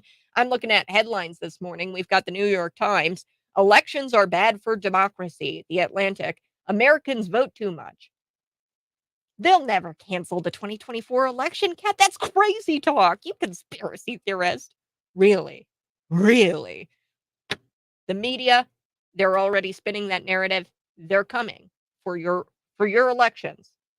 They're going to knock Donald Trump's name off of the ballot. They're going to give you one choice. It's going to be like bananic republic type tyranny, dictatorship, third world country type stuff, where we go into the ballot booth and we mark up our ballot, but there's only one name on the ballot. That's not democracy, folks. That's tyranny. And it's here. And we have a regime in full panic mode. Clearly, because FEMA is sending out these emails asking nonprofit organizations to stop posting images or videos while on the ground at the Maui disaster or the wildfires. So we've got this nonprofit organization, and they're out there actually helping people, because God knows that Joe Biden isn't going to do it. He went there 2 weeks after the fact, after Maui was ravaged by a fire due to government incompetence. It wasn't climate change. It was government that caused that fire, because they didn't clean up the brush. They didn't clean up the dead trees. They didn't do controlled burns that are good for the planet. They aren't true environmentalists. They banned controlled burns. The power lines were supposed to be de-electrified, but they didn't have the infrastructure to de-electrify the power lines, because they were too busy focused on renewable energy, getting on a power grid solely off of solar and wind. So they really did blame renewable energy for the reason why they couldn't de-electrify those power lines. There was a hurricane that came through, winds knocked down the power lines. The power lines set the brush afire. The wind carried that fire all across this beautiful, probably one of the most beautiful places in America. This beautiful island. Then the guy in charge of the water, who was supposed to fill the fire hydrants for the firefighters to put out the damn fire, he didn't release the water for 5 hours. The guy in charge of the siren, warning the people, hey, there's a fire. He didn't press the button. And then the governor of Hawaii comes out and he says, oh, man, look at all this rubble. Look at all this ash. Look at these cinders. Look at the destruction. The state's going to acquire the land. We're going to take the land. What? Then Joe Biden gets out there and he starts talking about how his cat almost died in a kitchen fire, which didn't really happen. The fire was put out in minutes, and he's trying to play that, I'm the common man and I can relate to what you're going through. No, you can't relate, Joe Biden, because you didn't have a 14-year-old boy burned alive in a house clinging to his dog alone. I know it's heavy, folks, and I'm sorry. I'm so sorry I've got to do this, but I'm telling you, we've got FEMA out there. They sent an email to this nonprofit organization, and they're saying, please stop posting images and videos while you're on the ground there. We're ordering you to stop talking about Maui or else. I've got the email. I've got the receipts. We're going to be back. I've got to talk a little bit about this Dick's Sporting Goods. Their shares are down a whopping 24% because theft is out of control. The big banks, they're not confident that the stealing is going to get any better. I don't know how you allow that much theft to take place where you're losing 2% year over year in profit margins. The deep state is running away from retail, physical retail market. They don't want you to go to the store. No, they're going to let the theft continue. Your local officials, they're going to continue to let the theft happen because they don't want you to go to the store. They want you locked down. They want you in a mask.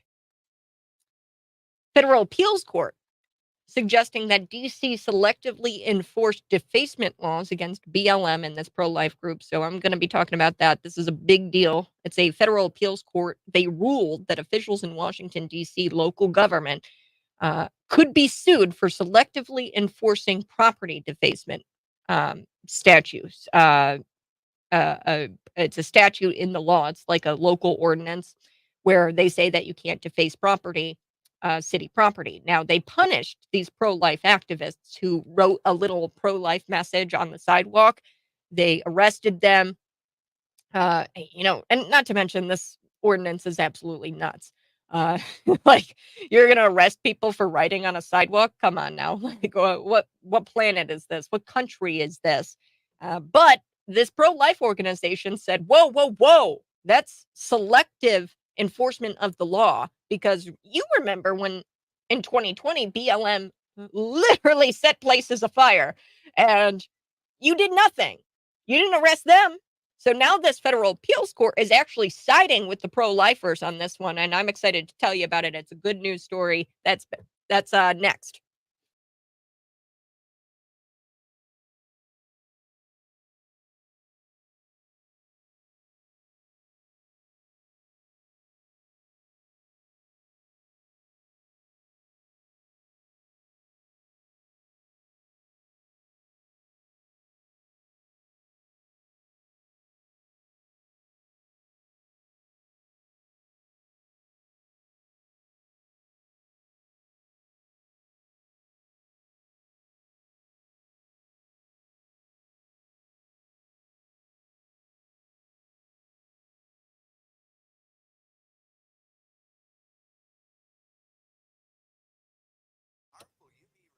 Okay, folks, Jesus is king. Jesus is king. You guys can get your Rooted apparel. The link is in the description of this YouTube video, this stream. So be sure to grab your shirts and use the promo code CAT at checkout for 20% off. That's CAT, CAT at checkout. And you're going to get these awesome shirts, these Jesus is King shirts, and they're pretty cheap, folks. So 20% off of their price there online. I mean, you can pay for this. I mean, and you definitely want to wear one of these around so that way you can begin to have conversations about the gospel with people out in the grocery store. Because with all of this uncertainty, with everything that's going on, and I know I've got heavy stuff this morning, and I'm sorry. I really try to stay away from it in the morning, but it's hard because I really want to have this conversation with you, and I know you really want to have it with me too. Um, so we've got to have hard conversations, but and with all this uncertainty, one thing that we can remain certain of is that Jesus is king. He's coming back, and you've got to be able to have a conversation with people about how Jesus is coming back and how he is king, and he is certain. He is certain. I believe it. I believe in the resurrection. I believe in the life of Jesus. I believe that he's coming back again. And you can get your Jesus is King shirt in the description there. That's Rooted Apparel. Good friends over there at Rooted Apparel. They're great people. It's a local business. So Bloomington, it's based in Bloomington Normal. So you guys are definitely going to want to support that local business. Folks, when we come back, Illinois Satan worshiping teacher. Yeah. Duh. Most of them are. They're all Satanists. They're all pagan. I'm telling you, these people are pagan worshipers. When you sit there and you allow children to be sacrificed um, and burned alive in the Maui Islands, because believe me, that's what's going on. We're against child sacrifice, and that's what the pagans believe. Um, they were burned alive because of government incompetence. But this Illinois Satan worshiping teacher suffers from mania and psychosis. Sad. It is sad that this person has a demon, literally, quite literally, inside of them. And he recognizes that because he posts it on social media all of the time. And this teacher was posting this on social media, and libs of TikTok just did their job and they did an expose on this person. And the school board found this expose, found all these social media posts, and they had to fire this teacher. And at the school board meeting where he's fired, those people who were in attendance of the school board meeting where he was fired got up, they started cheering, hooting, hollering, and I was like, yeah, yes, we need to get Satan worshiping teachers out of our school. This happened in Homer Glen. So we're going to be talking a little bit about that coming up in just a bit. I've got the hooting and the hollering here that I've got to share with you. Thanks. Oh, that's so sweet. It's gonna be fun watching your career. You have an amazing voice in this area, and we're lucky to have you. Yeah, I'll be here, and I'll be here with you till the end. I will go down kicking and screaming, and we are not going to comply. There is a lot of evil afoot in local government, and I've brought some of that to you guys right now.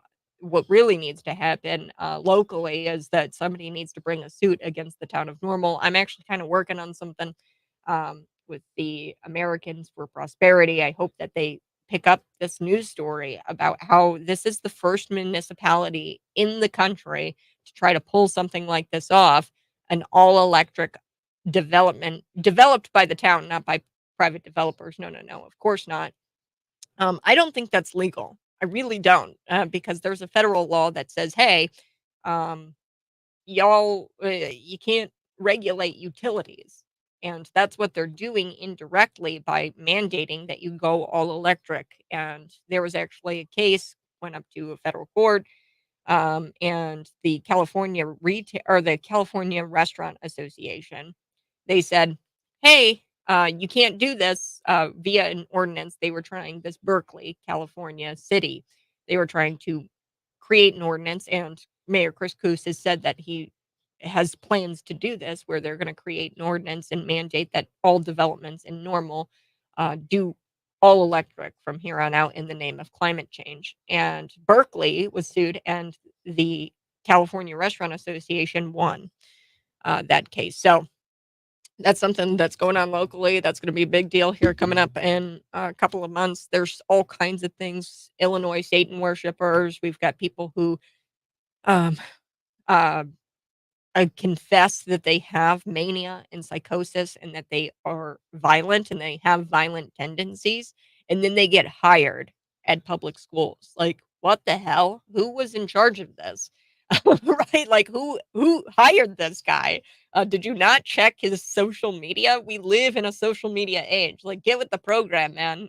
We should not be hiring guys who profess that they are violent on social media to teach our school children at the elementary level. We're back. Hold on.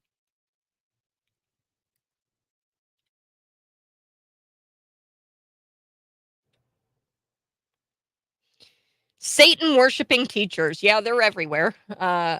And this one was in Homer Glen, Illinois. It's about an hour from where I grew up. It's kind of close to Chicago there. I'd say it's a Chicago suburb. So this teacher professes that he suffers from mania and psychosis and says that he is a Satanist. And he was recently fired by a school board. Good. And the firing, it's quite hilarious. The people who were in attendance at this board meeting where they fired this guy, they got up and they started clapping, cheering, hooting and hollering. It's pretty funny. Libs of TikTok, they exposed this Illinois Satan worshiping teacher. Uh, and he was just very public about how he had violent tendencies on social media.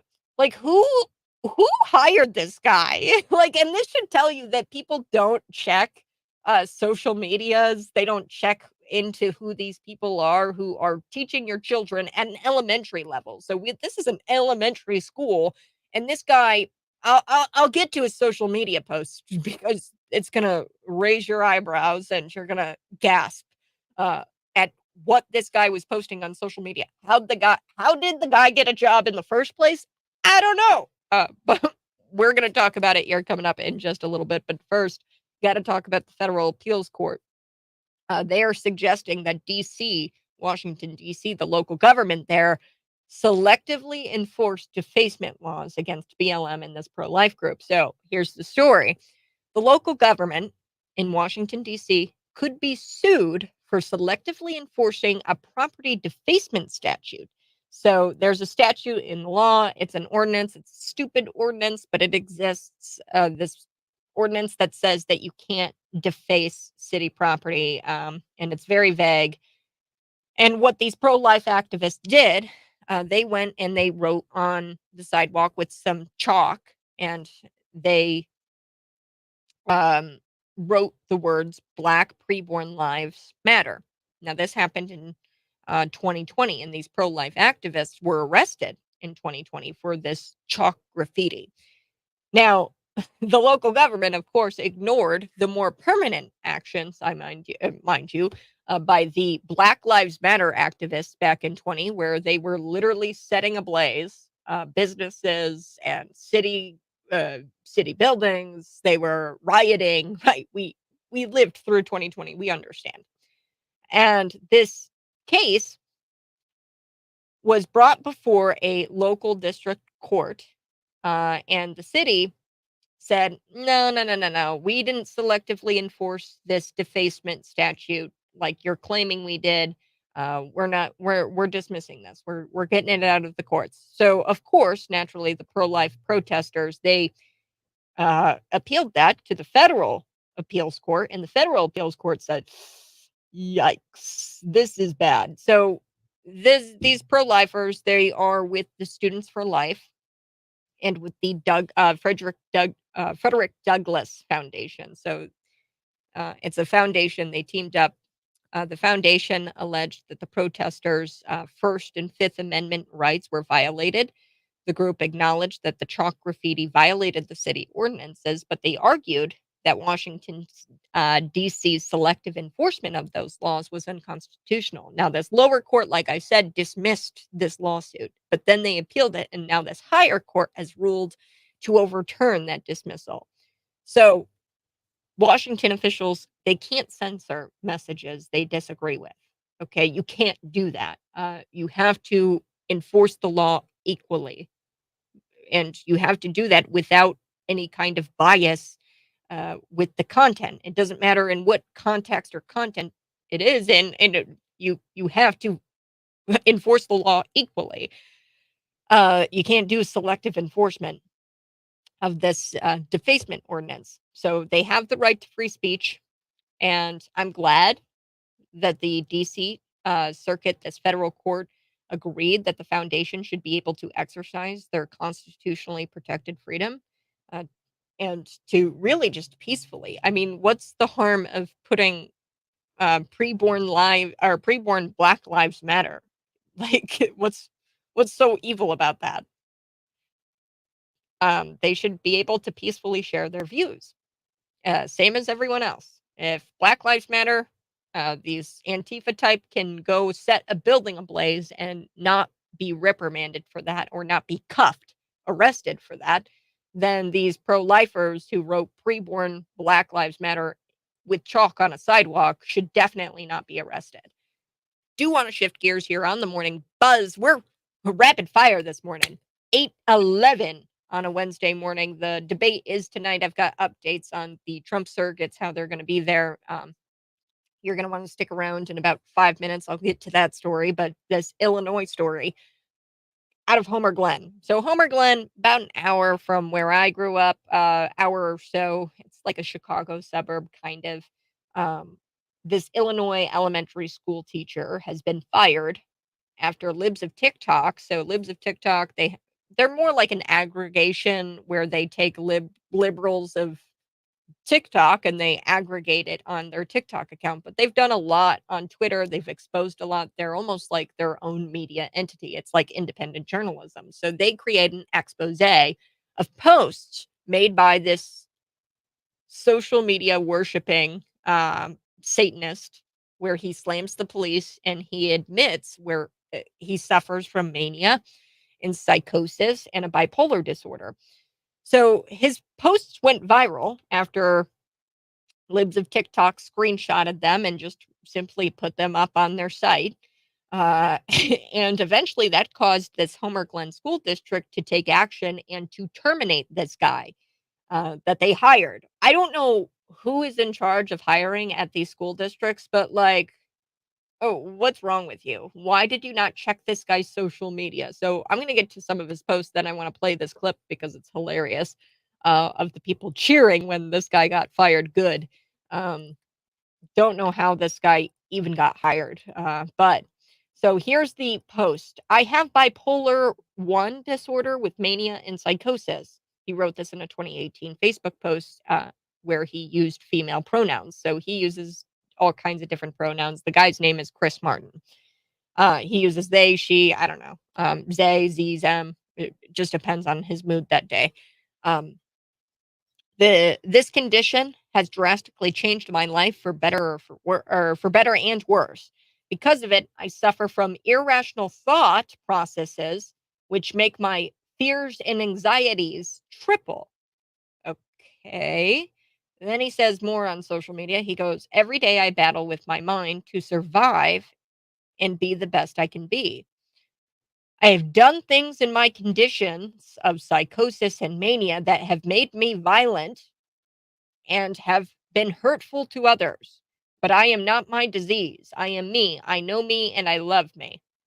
Despite hurting people and acting violently, yes, you love yourself. Great. I'm glad to know. I'm glad to hear that you're a narcissist. But he he talks about how he loves Satan in a lot of these posts. You can see in one of these posts he's sporting a shirt probably that he got from Target. It says Satan respects your pronouns. On an Instagram post, he said he shared an image of an upside down back the blue flag with the thin blue line across it, and he said, "Fudge the police," following the death of George Floyd. So crazy left wing activist, and he didn't say fudge. Only I didn't say fudge, right? So shouldn't shock us that a Satan worshiper uses profane language like that. But so there's all kinds of things. I mean, he said it's time for justice, no more white supremacists in our law enforcement, no more senseless deaths. So that's what he said about the police. Libs of TikTok, they just simply posted all of this on their social media page. They did an expose on it, and that led to him being fired. And well, Here's what it sounded like at the school board At meeting. this time, the board is ready to take action. We are seeking a motion and a second to approve the dismissal of Christopher Martin, art teacher at all elementary buildings, effective immediately. So moved.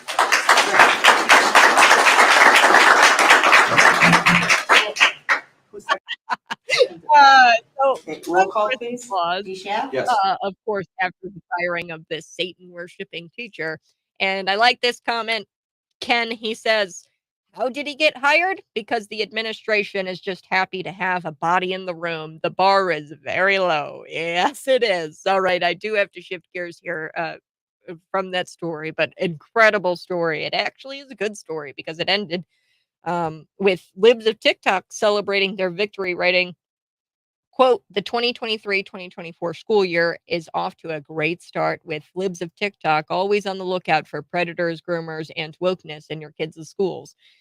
We are going to do our best here locally to stop the groomers, stop the predators in your school. We did that with Hayworth before the end of the school year last year. We managed to get a teacher terminated. She was sharing pornography with her students. Let that sit with you for a second. In Hayworth, Illinois, a teacher was showing pornography and sharing pornography with her students. In fact, she shared a documentary labeled Money Shot, and I'm going to spare you the details of the definition of the word money shot. And she shared a documentary called Pornhub Money Shot with her students who were 12, 13, maybe 14 years old. And she got terminated. She had to involuntarily resign, is how that all played out. So we're going to continue to do that here at Cities 92.9, like Libs of TikTok. And be sure to send all your news tips to 309-451-9299. You can always text in your news tips. And if you find wokeness in your schools, we'll stop it. We are not afraid to run a story about an Illinois Satan worshiper or a predator in your school district. So let's get to this story because I know a lot of people are curious about the debates tonight. Yes, the debates are tonight, and it's going to be the first Republican primary debate of the year. Matt Gaetz, he revealed that the Trump surrogates would in fact be allowed to observe the debate and have access to the spin room. A spin room is where all the media go and they get into the faces of the candidates and they try to ask questions. I've been in those rooms. They're toxic and terrible, and it's not fun because it's usually not as helpful, or it's not really like it doesn't really help the journalist or the people because they've got their handlers there and their handlers only allow you so many questions. A lot of times you have to submit the questions beforehand. I'm just telling you the way it is. Okay. You go to these press conferences, you go into these spin rooms, and you don't really get to ask the questions you want because we don't have media and we don't have journalism anymore. We have corporate journalismers, and they are too busy spinning a narrative or releasing a narrative on behalf of the Democrat Party. But I digress. So the Trump surrogates, people who are going to be there on behalf of Trump at the debate, are going to be in the spin room. And he's going to have a presence at the debate. Now, Trump himself is not going to be at the debate. He's going to be busy with Tucker Carlson. They're doing an interview tonight. And I'm sure that that's going to get millions of views. I was looking at Tucker Carlson's views on Twitter yesterday, and I was shocked. I mean, he's getting 40 million views per video that he's doing on Tucker on Twitter. So he's, I mean, he used to get maybe 3 million on cable news. Now he's at 40 million views. The age of independent journalism is rising. I'm excited. Trump knows that independent journalism is the way of the future, and these stuffy debates that have been hosted on mainstream news, cable TV, they're over with. They're done. And that's going to be very clear after tonight. But Matt Gaetz clarified that the RNC did give control of the spin room to Fox News, and Fox News, they were the ones who weren't going to allow Trump surrogates into the debate and to observe the debate and to ask questions in the spin room. So, or to be asked questions in the spin room. We're going to get to that. Newsmax host had Matt Gaetz on yesterday. I'll be back. Also, we've got to talk about these COVID-19 restrictions because they're coming back, folks. 309-451-9299. You can always text me or visit YouTube, Facebook, Twitter, and Rumble. Catch the stream live and subscribe to the channel. That's Kat Peterson 929 on YouTube.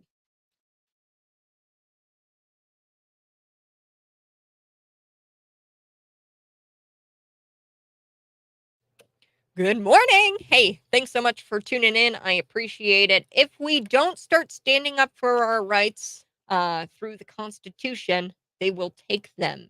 Yes, they only they're only going to take what you will allow them to take. Now, the Revolution, 1776, it didn't start with guns. It didn't start with fighting. It all kind of began on social media, their version of social media, of course, the printing press. Once that came out, it was just uh, rapid fire where people were sharing things and they said, hey, this regime, we can be we can be by ourselves. We don't need them. And then they revolted against the British Empire, right? The regime, the British regime. Great story. And that is how we fight this. They are losing control. This is not a regime that is got it under control. Okay. They are panicking. They know that Trump is not on the ropes. They know that Trump is a real threat, and they are not acting like they have things under control right now because they are trying to push out COVID-19 vaccines, mandates again. They're even trying to push out this narrative via New York Times today, Atlantic. There's going to be even more articles, I guarantee you, about how they want to cancel the 2024 election. So you better be ready for that. Like I said the other day, they cannot erase language if you don't let them. So we've got the the Secretary of Human Services, Rachel Levine out there calling women egg producers, and Megyn Kelly, an independent journalist with a podcast, is saying, hey, enough's enough. We're not egg producers. You're not going to call us that. And they will they will continue to erase women if you let them. Do not let them call you egg producer, birthing person, or chest feeder. Okay, that's ridiculous. They're only going to take your rights away if you let them. So I will not comply. Will you comply? Send me a text at 309-451-9299 if you plan on complying. I'm sure you wouldn't have the cojones to text that, but go ahead, text it if you think that, you really will comply at your office. If they were, okay, let me give you a hypothetical. If your office or wherever you're working, decided to mandate that you wear a mask when you come into work, are you going to do that? If they send out an email today saying, hey, you've got to wear a mask starting tomorrow, are you going to do that? I know a lot of us did. I myself did at one point. And eventually, what happened at a restaurant I was working at, they wanted me to wear a mask. And I said, no, I'm not doing that. And I walked around the only person, the only employee not wearing a mask. People asked me why I wasn't wearing my mask. And what was funny was I remember this clear as day. And it's so hilarious. The management at this restaurant said, just don't tell people that you are doing this, like, out of your own heart and mind. Just, like, say that, you have a medical condition or something that and I was like, "Well, I'm not gonna lie to my coworkers." And they said, "No, no, no, no, we're not asking you to lie. We just don't want you to tell them that you got preferential treatment." And I was like, "That's okay. I'm I'm not gonna make a big fuss out of it. It's just me and my personal I'm not going to wear this. You can't force me to wear this mask. It shouldn't be a part of my uniform, and it's not. Um, and you can't silence me or my face, and you can't get me to stop smiling. my tips, my livelihood was on smiling, right? Smiling at your customers. So they just said, please just keep it under wraps. Don't get like the people to revolt or anything. Like we want to make sure that we continue to wear the other people continue to wear a mask. So I will never forget that. That was hilarious. And I look back on it now. What they were trying to do, they were trying to chill my speech on why I wasn't wearing a mask because they didn't want my speech to encourage others to not comply with these mandates. It's so clear to me now. I didn't realize that that was what was going on at the time. I just was trying to have a personal conviction and stay convicted to my belief that the masks didn't work and that it actually made me feel sick. The masks did not feel good when I was running around the restaurant trying to serve people. And shortly after that, they kind of stopped scheduling me so much. So inadvertently, they did kind of like not fire me, but they kind of like forced me to quit because I didn't get as many hours, and I was like, this isn't even worth it. So I quit, and got a job somewhere else. But that's what was going on. And yeah, there are going to be consequences to not complying. You're going to be told that you're killing grandma. You're possibly going to lose hours or even be terminated from your place of employment. But like RT said, you've got to start standing up for your rights because the rights that you don't stand up for, they're going to take. They're going to take.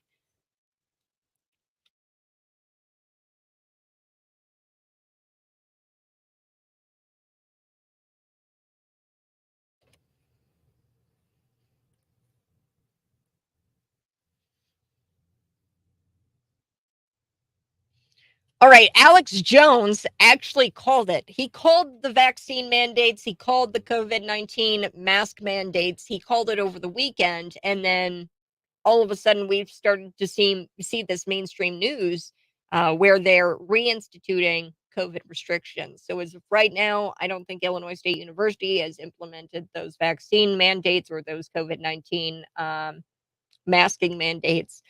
I haven't seen that. I've seen it a little bit on social media where Sherman and Lincoln nursing homes, so we could see the mask mandates roll out in these nursing homes again. Lionsgate Studios, they reinstated the mask mandate. I told you about that yesterday. Morris Brown College in Atlanta, Georgia. It's a black college because apparently we segregate our colleges now. They have announced mask mandates and social distancing. Georgetown, they're going to continue their mask mandates in addition to vaccine mandates. So they're mandating you get vaccinated at Georgetown. Alex Jones, he talked about this over the weekend. I'm going to play a little clip from him coming up in just a bit. But before we took the break, I told you about Matt Gaetz. And Matt Gaetz, he was on with a Fox or a Newsmax host, and they were talking about these Trump surrogates not being allowed to go into the spin room tonight for the debate. So the debate is tonight. If you're sleeping under a rock, the debates are tonight. The first ever Republican primary debate for 2024. They're going to be happening, and Trump isn't going to be going. The top candidate, candidate with a 46.52 points lead. I mean, I'm telling you, he is really running away with this thing. He's not going to be there because he's busy with Tucker Carlson, and they're going to do their own thing. It's independent media. They're going to do an interview tonight, so I'd imagine there's going to be a lot of eyeballs on that, and maybe not so much the primary debates, because at this point, what is it? Is it like an interview for the vice presidency? What, I don't know. Like at this point, Donald Trump has proven to the American people that he has had the job and he did the job for 4 years. And there's no reason to go to this job interview because that's what a debate is. There's no reason to go to it because he's proven himself. And so he's going to be doing his thing with Tucker Carlson. And I'm excited really for the media fallout because of all of this and what happens after this debate. I think it's going to change things for every debate to come thereafter. So I think that we're going to start seeing more and more candidates participate in independent journalism. and we're not going to be forced to watch these debates on cable news, where these cable news networks like Fox News are beholden to advertisers or investors like BlackRock or the like. So I'm very excited what this means for independent journalism and independent media, uh, and what this is going to mean for debates here on out and how they are done. So this is Newsmax host and Matt Gaetz talking about these Trump surrogates and how they were originally denied access to the spin room and access to the debate, these Trump surrogates who are going to be there in Trump's place. So Trump himself said, I'm not doing the debates. I don't need to go. And I'll send some of my people there. Fox News tried to block those Trump surrogates from the debate. Here we go. The first Republican presidential primary debate is tomorrow night. President Trump has made other plans.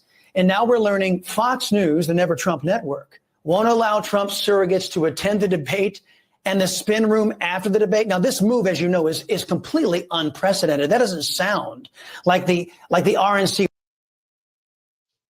or Fox News covets free speech much at all. What's your take on this? So here's what happened. The RNC gave control over the spin room to Fox News. We were allowed to go and observe the debate, but there was a little bit of confusion. I can tell you now that's all been sorted out. We are going to have the Trump team in full force. There, dealing with reception issues. So what he says there, the RNC gave control of the spin room to Fox News, and we were allowed to go and observe the debate, but there was a little confusion about that. And now it's all been sorted out to where we will be at the debate. The Trump team is going to be there in full force, and we're going to have access to the spin room, and we're going to go observe the debate. And I can't wait to give my hot takes on Newsmax afterwards and share my perspective on how it went. I can't wait for tomorrow morning because I'm going to be watching the debate and Tucker Carlson and Trump's interview. So I'll give you my take on all of it tomorrow morning. But this is the first RNC debate of the election cycle, and it's going to take place tonight in Milwaukee. And they're going to be missing the consistently top polling candidate, Donald Trump. So I don't know how many people are actually going to be watching the primary debates for the Republican Party. I'd imagine a lot of eyeballs are going to be on Tucker Carlson and Trump today. So we'll have to see. Shortly after the mainstream media started reporting that there was an uptick in COVID cases, several institutions began reinstituting these COVID restrictions. So Alex Jones over the weekend, he was calling this. He knew that this was Alex Jones is always right. I'm sorry, but he is. He's always right. He always turns out to be right about these things. And call him a hack, call him a conspiracy theorist, whatever. I truly do believe this guy. I think that he's given some sort of supernatural ability from God to be able to call this stuff out beforehand, because, man, he's right. So he was talking with some feds, and they were whistleblowing some things that were coming down the line in regards to the restrictions that they're going to start forcing on people here in September, October. And I'm going to play Alex Jones for you on his show where he called this over the weekend. Plus, we're going to talk about one of the top White House COVID advisors finally admitting on a recent Zoom call that there was no study in the world that would show that masks actually work, because they don't. Tony Fauci told us that years ago.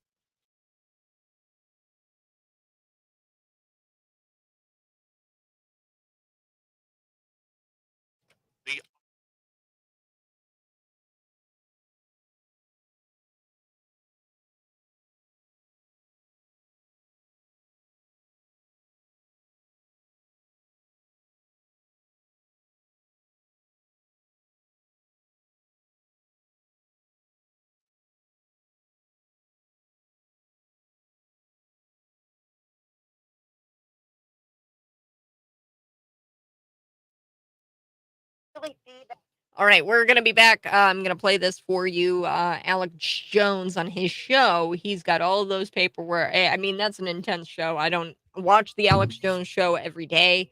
I watch it occasionally, and I've watched it before. It is an intense show. It's like a couple of hours, and it's a lot. But he over the weekend called this, and then all of a sudden, the mainstream started to leak out this narrative that um, elections are bad for democracy. COVID-19 restrictions are coming back. So make no mistake, they're probably going to cancel the 2024 election due to COVID. Calling it right now, August 23rd, 8:35 a.m. Uh, there will not be a normal 2024 election. Um, Either they're going to knock Trump off that ballot, we're going to get one choice, one option, or they're just not going to hold it.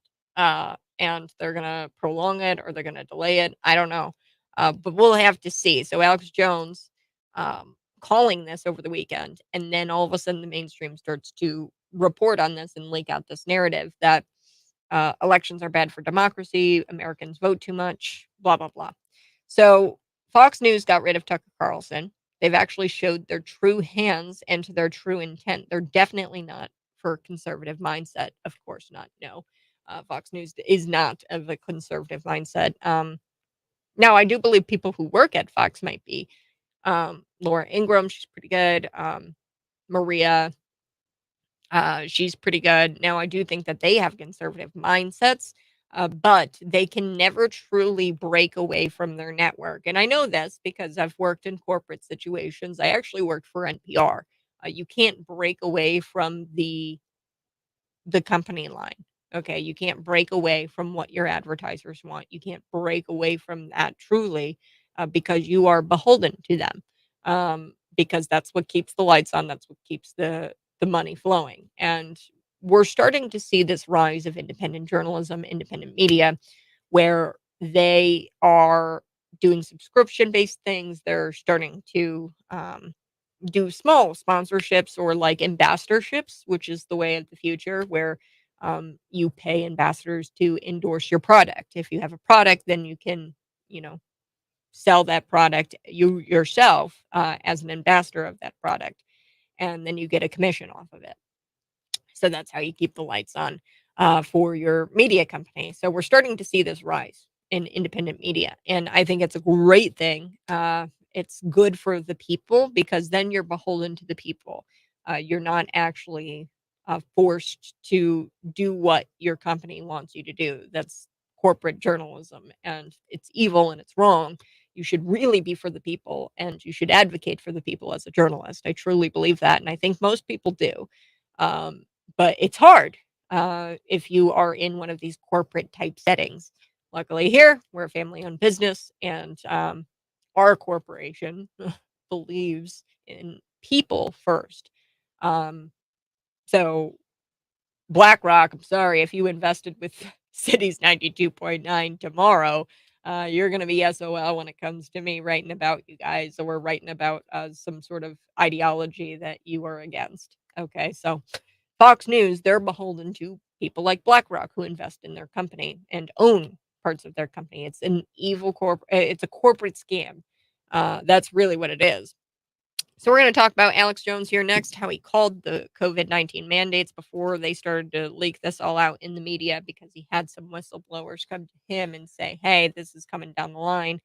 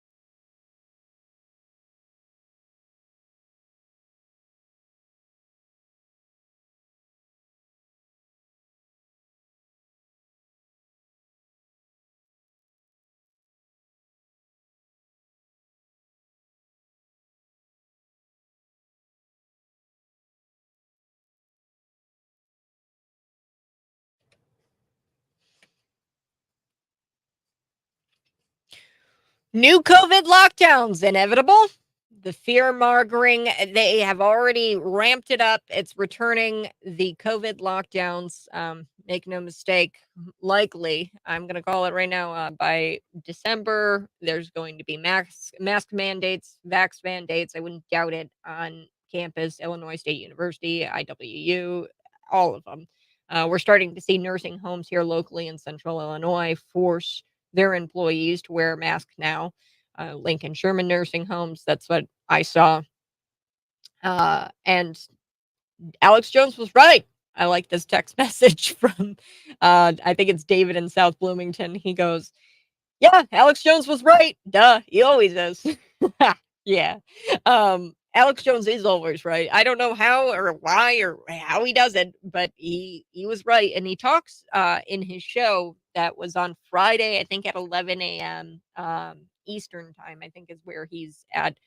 So he talks about how these federal whistleblowers, these feds came to him and they said, hey, look, man, these lockdowns are coming. Look at the Department of Defense.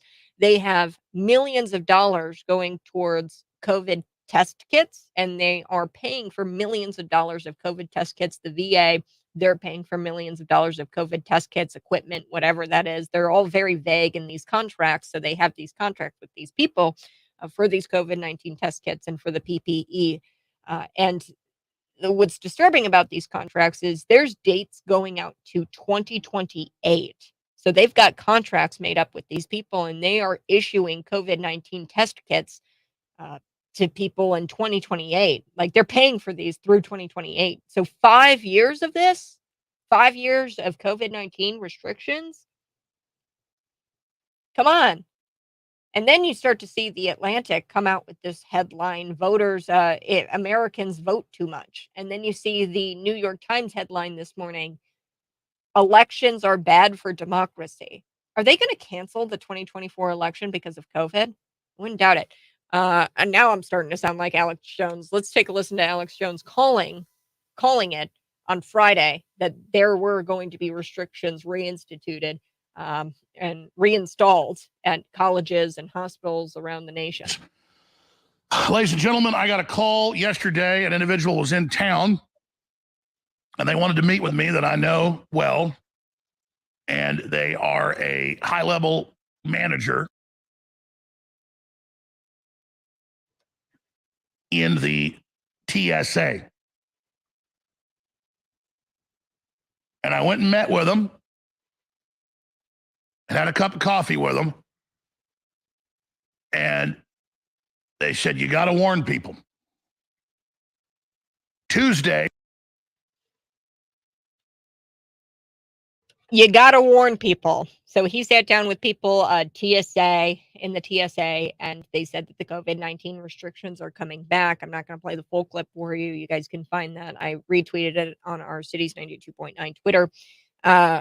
You can find it. I mean, they are coming back with all of these restrictions. They're going to try to lock us down again. And I think it's clear, folks, that the regime is in panic. I don't think this looks like a regime that thinks that Donald Trump isn't a threat. I don't think that this doesn't seem like a regime that thinks that Donald Trump isn't on the ropes. This is a regime in full-blown panic mode. In fact, FEMA, they've weaponized FEMA to silence and chill speech regarding the Maui wildfires. So there's actually an email that I have here from Anthony Capassa. He's got the exclusive on this. A person wishing to stay anonymous sent him a letter or sent him an email by FEMA, and they sent it to this nonprofit organization that's on the ground there in Maui, providing disaster relief. And FEMA says, stop posting images or videos while on the ground, effective immediately. They said, do not post on social media anything about the damage, the disaster, the debris starting now. This was a threat. It's very threatening. And it was sent by Justin. He's the director of the Office of External Affairs for FEMA. Pay attention. Wake up. I do have to take a break here coming up in... Oh, actually, no, I'm good. I'm good on time. Whew, I've got time for this story. Good. Because we've got a woman in Chicago. Well, not Chicago, Plainfield. So Plainfield, actually probably about... I used to play volleyball, and I used to go to Plainfield all the time. And Plainfield is kind of in my neck of the woods where I grew up. It's not really a Chicago suburb. Plainfield woman. She's 41 years old. Her name's Tracy Forenza, and she was arrested Monday morning on the charge of transmitting threats to kill or injure. Okay. So who was she threatening? She was threatening Donald Trump and his youngest son, Barron. And she says, quote, in an email that she admits that she sent, she was admitting this, of course, to federal agents.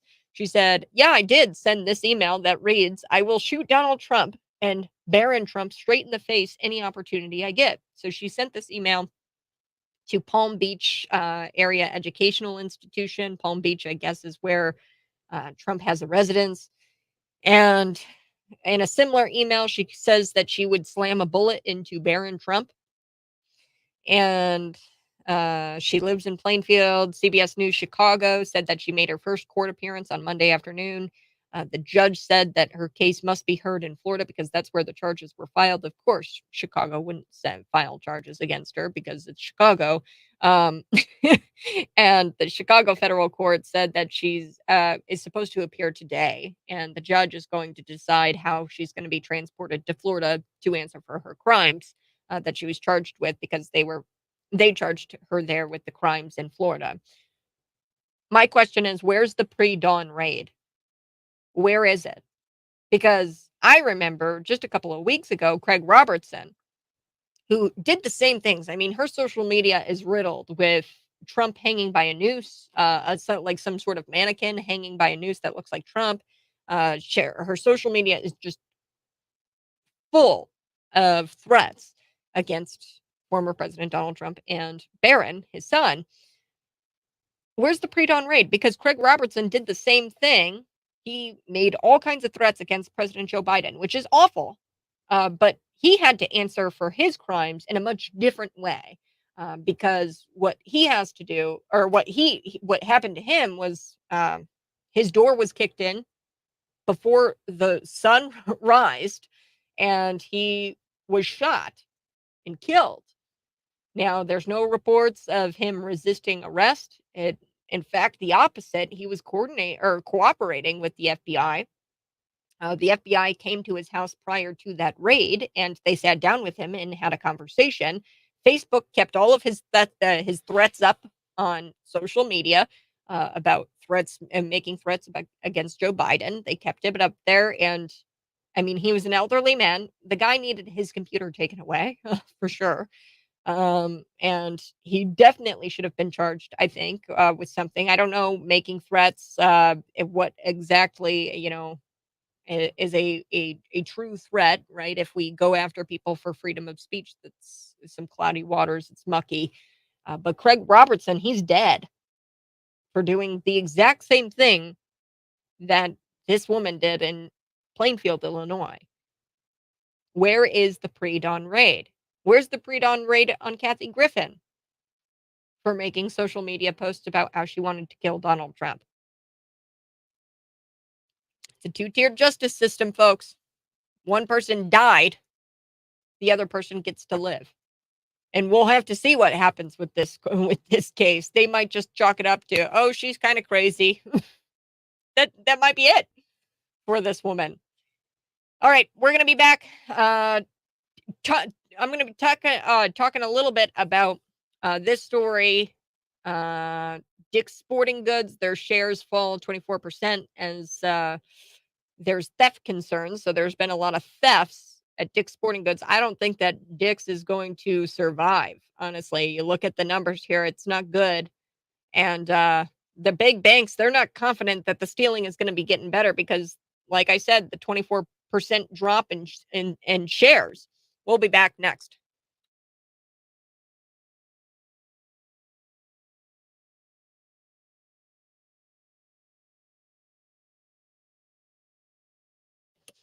Morning, folks. Thanks so much for tuning in. I so do appreciate it. Go ahead and smash that like button. And as always, the Rooted Apparel is down in the description, the YouTube description. So you can click on Rooted Apparel and get your Jesus is King shirt, promo code CAT, CAT, at checkout. and you can get 20% off, which was pretty cool. And with all this uncertainty, we can remain certain that Jesus is king, and we have to stay rooted in Christ if we are going to deal with everything that's coming down the line.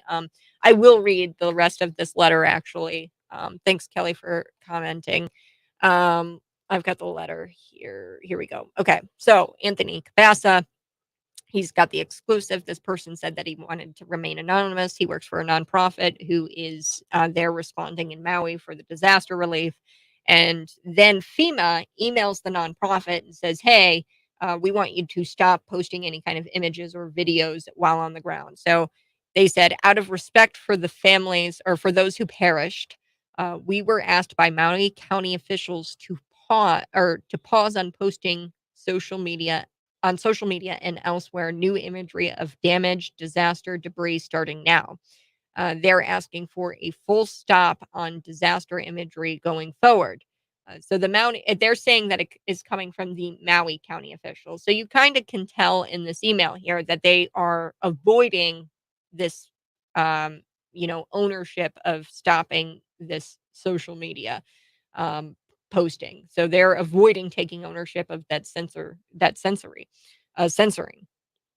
At this time, we have not been asked to take any photos or videos down. So FEMA is saying that they're not going to take anything down, or they're not asking the nonprofit to take any videos down or photos. Our team on the ground is coordinating with the county for further guidance to ensure we remain fully aligned. Cultural sensitivity is of the utmost importance in all of our response and recovery activities to this disaster. And that was signed by the director of the Office of External Affairs. So, of course, they're going to say that this is, out of respect for the victims and things like that. But in Ukraine, I mean, they post women and children dying in the war all of the time, and we're not stopping pictures floating around on social media of the women and children dying in Ukraine because of the war. Like, you can't stop people from posting on social media the damage and the destruction that's going on in Maui. That's just not. You can't do that as government. It's censoring people. This is a nonprofit organization. They are not government. They are not a government entity. They aren't telling other government officials to stop posting damage and destruction. They're telling a nonprofit organization who's there helping with the disaster relief. So this is big, big concern. And it should really wake you up that why would the government not want people posting pictures of the disaster and of the damage? Like, ask yourself that. Why? I surely it's not because of the victims, because if they gave a rat's ass about the victims, then they would have made sure that the siren went off to alert the people that there was a fire, or they would have made damn sure that the water was in the fire hydrants for the firefighters to fight the fire. And the state governor would have, maybe at least waited a week before saying that the state was going to acquire the land, and these private property owners are told, screw you, you're not getting your land back. The state is acquiring it. So, yeah, if you gave a rat's butt about the victims, then maybe you shouldn't have created a scenario where these people were going to die. Like at every turn, like even the power lines that went down and caused the fire. That was all government incompetence. They should have de-electrified those power lines. But they couldn't because the infrastructure wasn't there, because they were too busy focused on renewable energy and getting their electric. They were going to be the first state to do it, where their electric grid, Hawaii Energy, they were going to provide energy just off of solar and wind. So they were focused on all of that. Meanwhile, we've got actual infrastructure that powers people's homes right now, and they didn't keep that infrastructure up to de-energize those power lines. And they were told multiple times, hey, de-energize the power lines, de-energize the power lines, de-energize those power lines. There's a hurricane coming and the conditions are favorable for a wildfire. And the power lines went down, the brush blew, the brush caught fire. And naturally, when you stop controlled burns and when you don't manage agriculture and when you don't manage these lands and you allow these non-native grasslands to just run amok and you don't do controlled burns or manage the agriculture there, the brush and the dead trees catch fire instantly because there's this hurricane-sized wind coming through and blowing that fire across the island, and it causes this massive wildfire. So make no mistake, this wasn't about climate change. This wasn't about climate change. It's hurricane season. They knew about the hurricane. They knew it was coming. Um, it was government incompetence. They didn't even sound the siren to let people know that this fire was coming.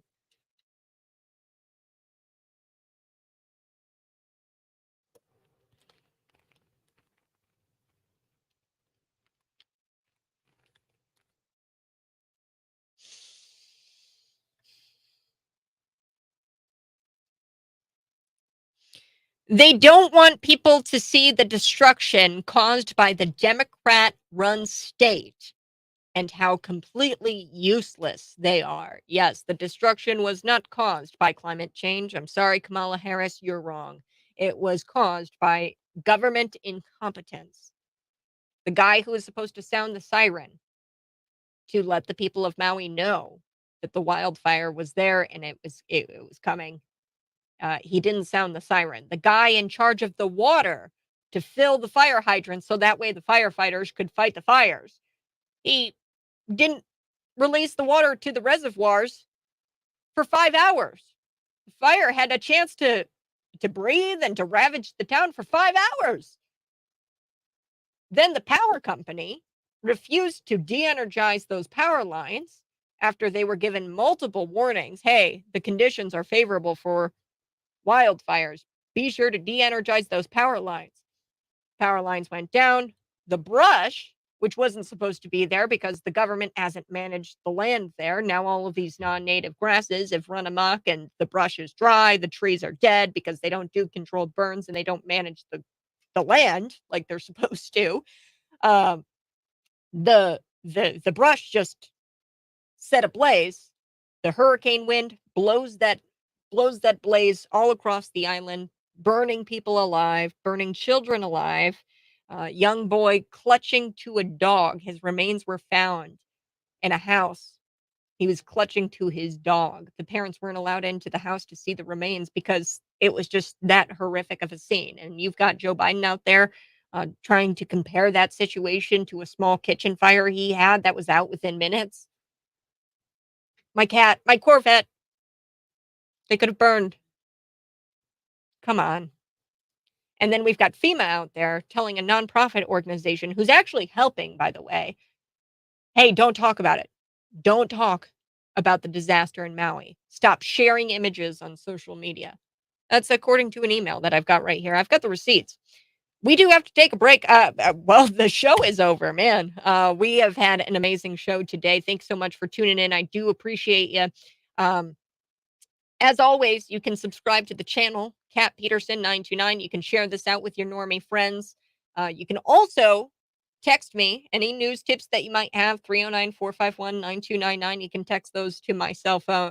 I get the text here, 309-451-9299. And you guys have a great rest of your day. We will not comply. We're going to fight for our freedoms, and we're going to be back at it tomorrow morning, 6 a.m. to 9 a.m. Glenn Beck is after me. Bye-bye. I love you.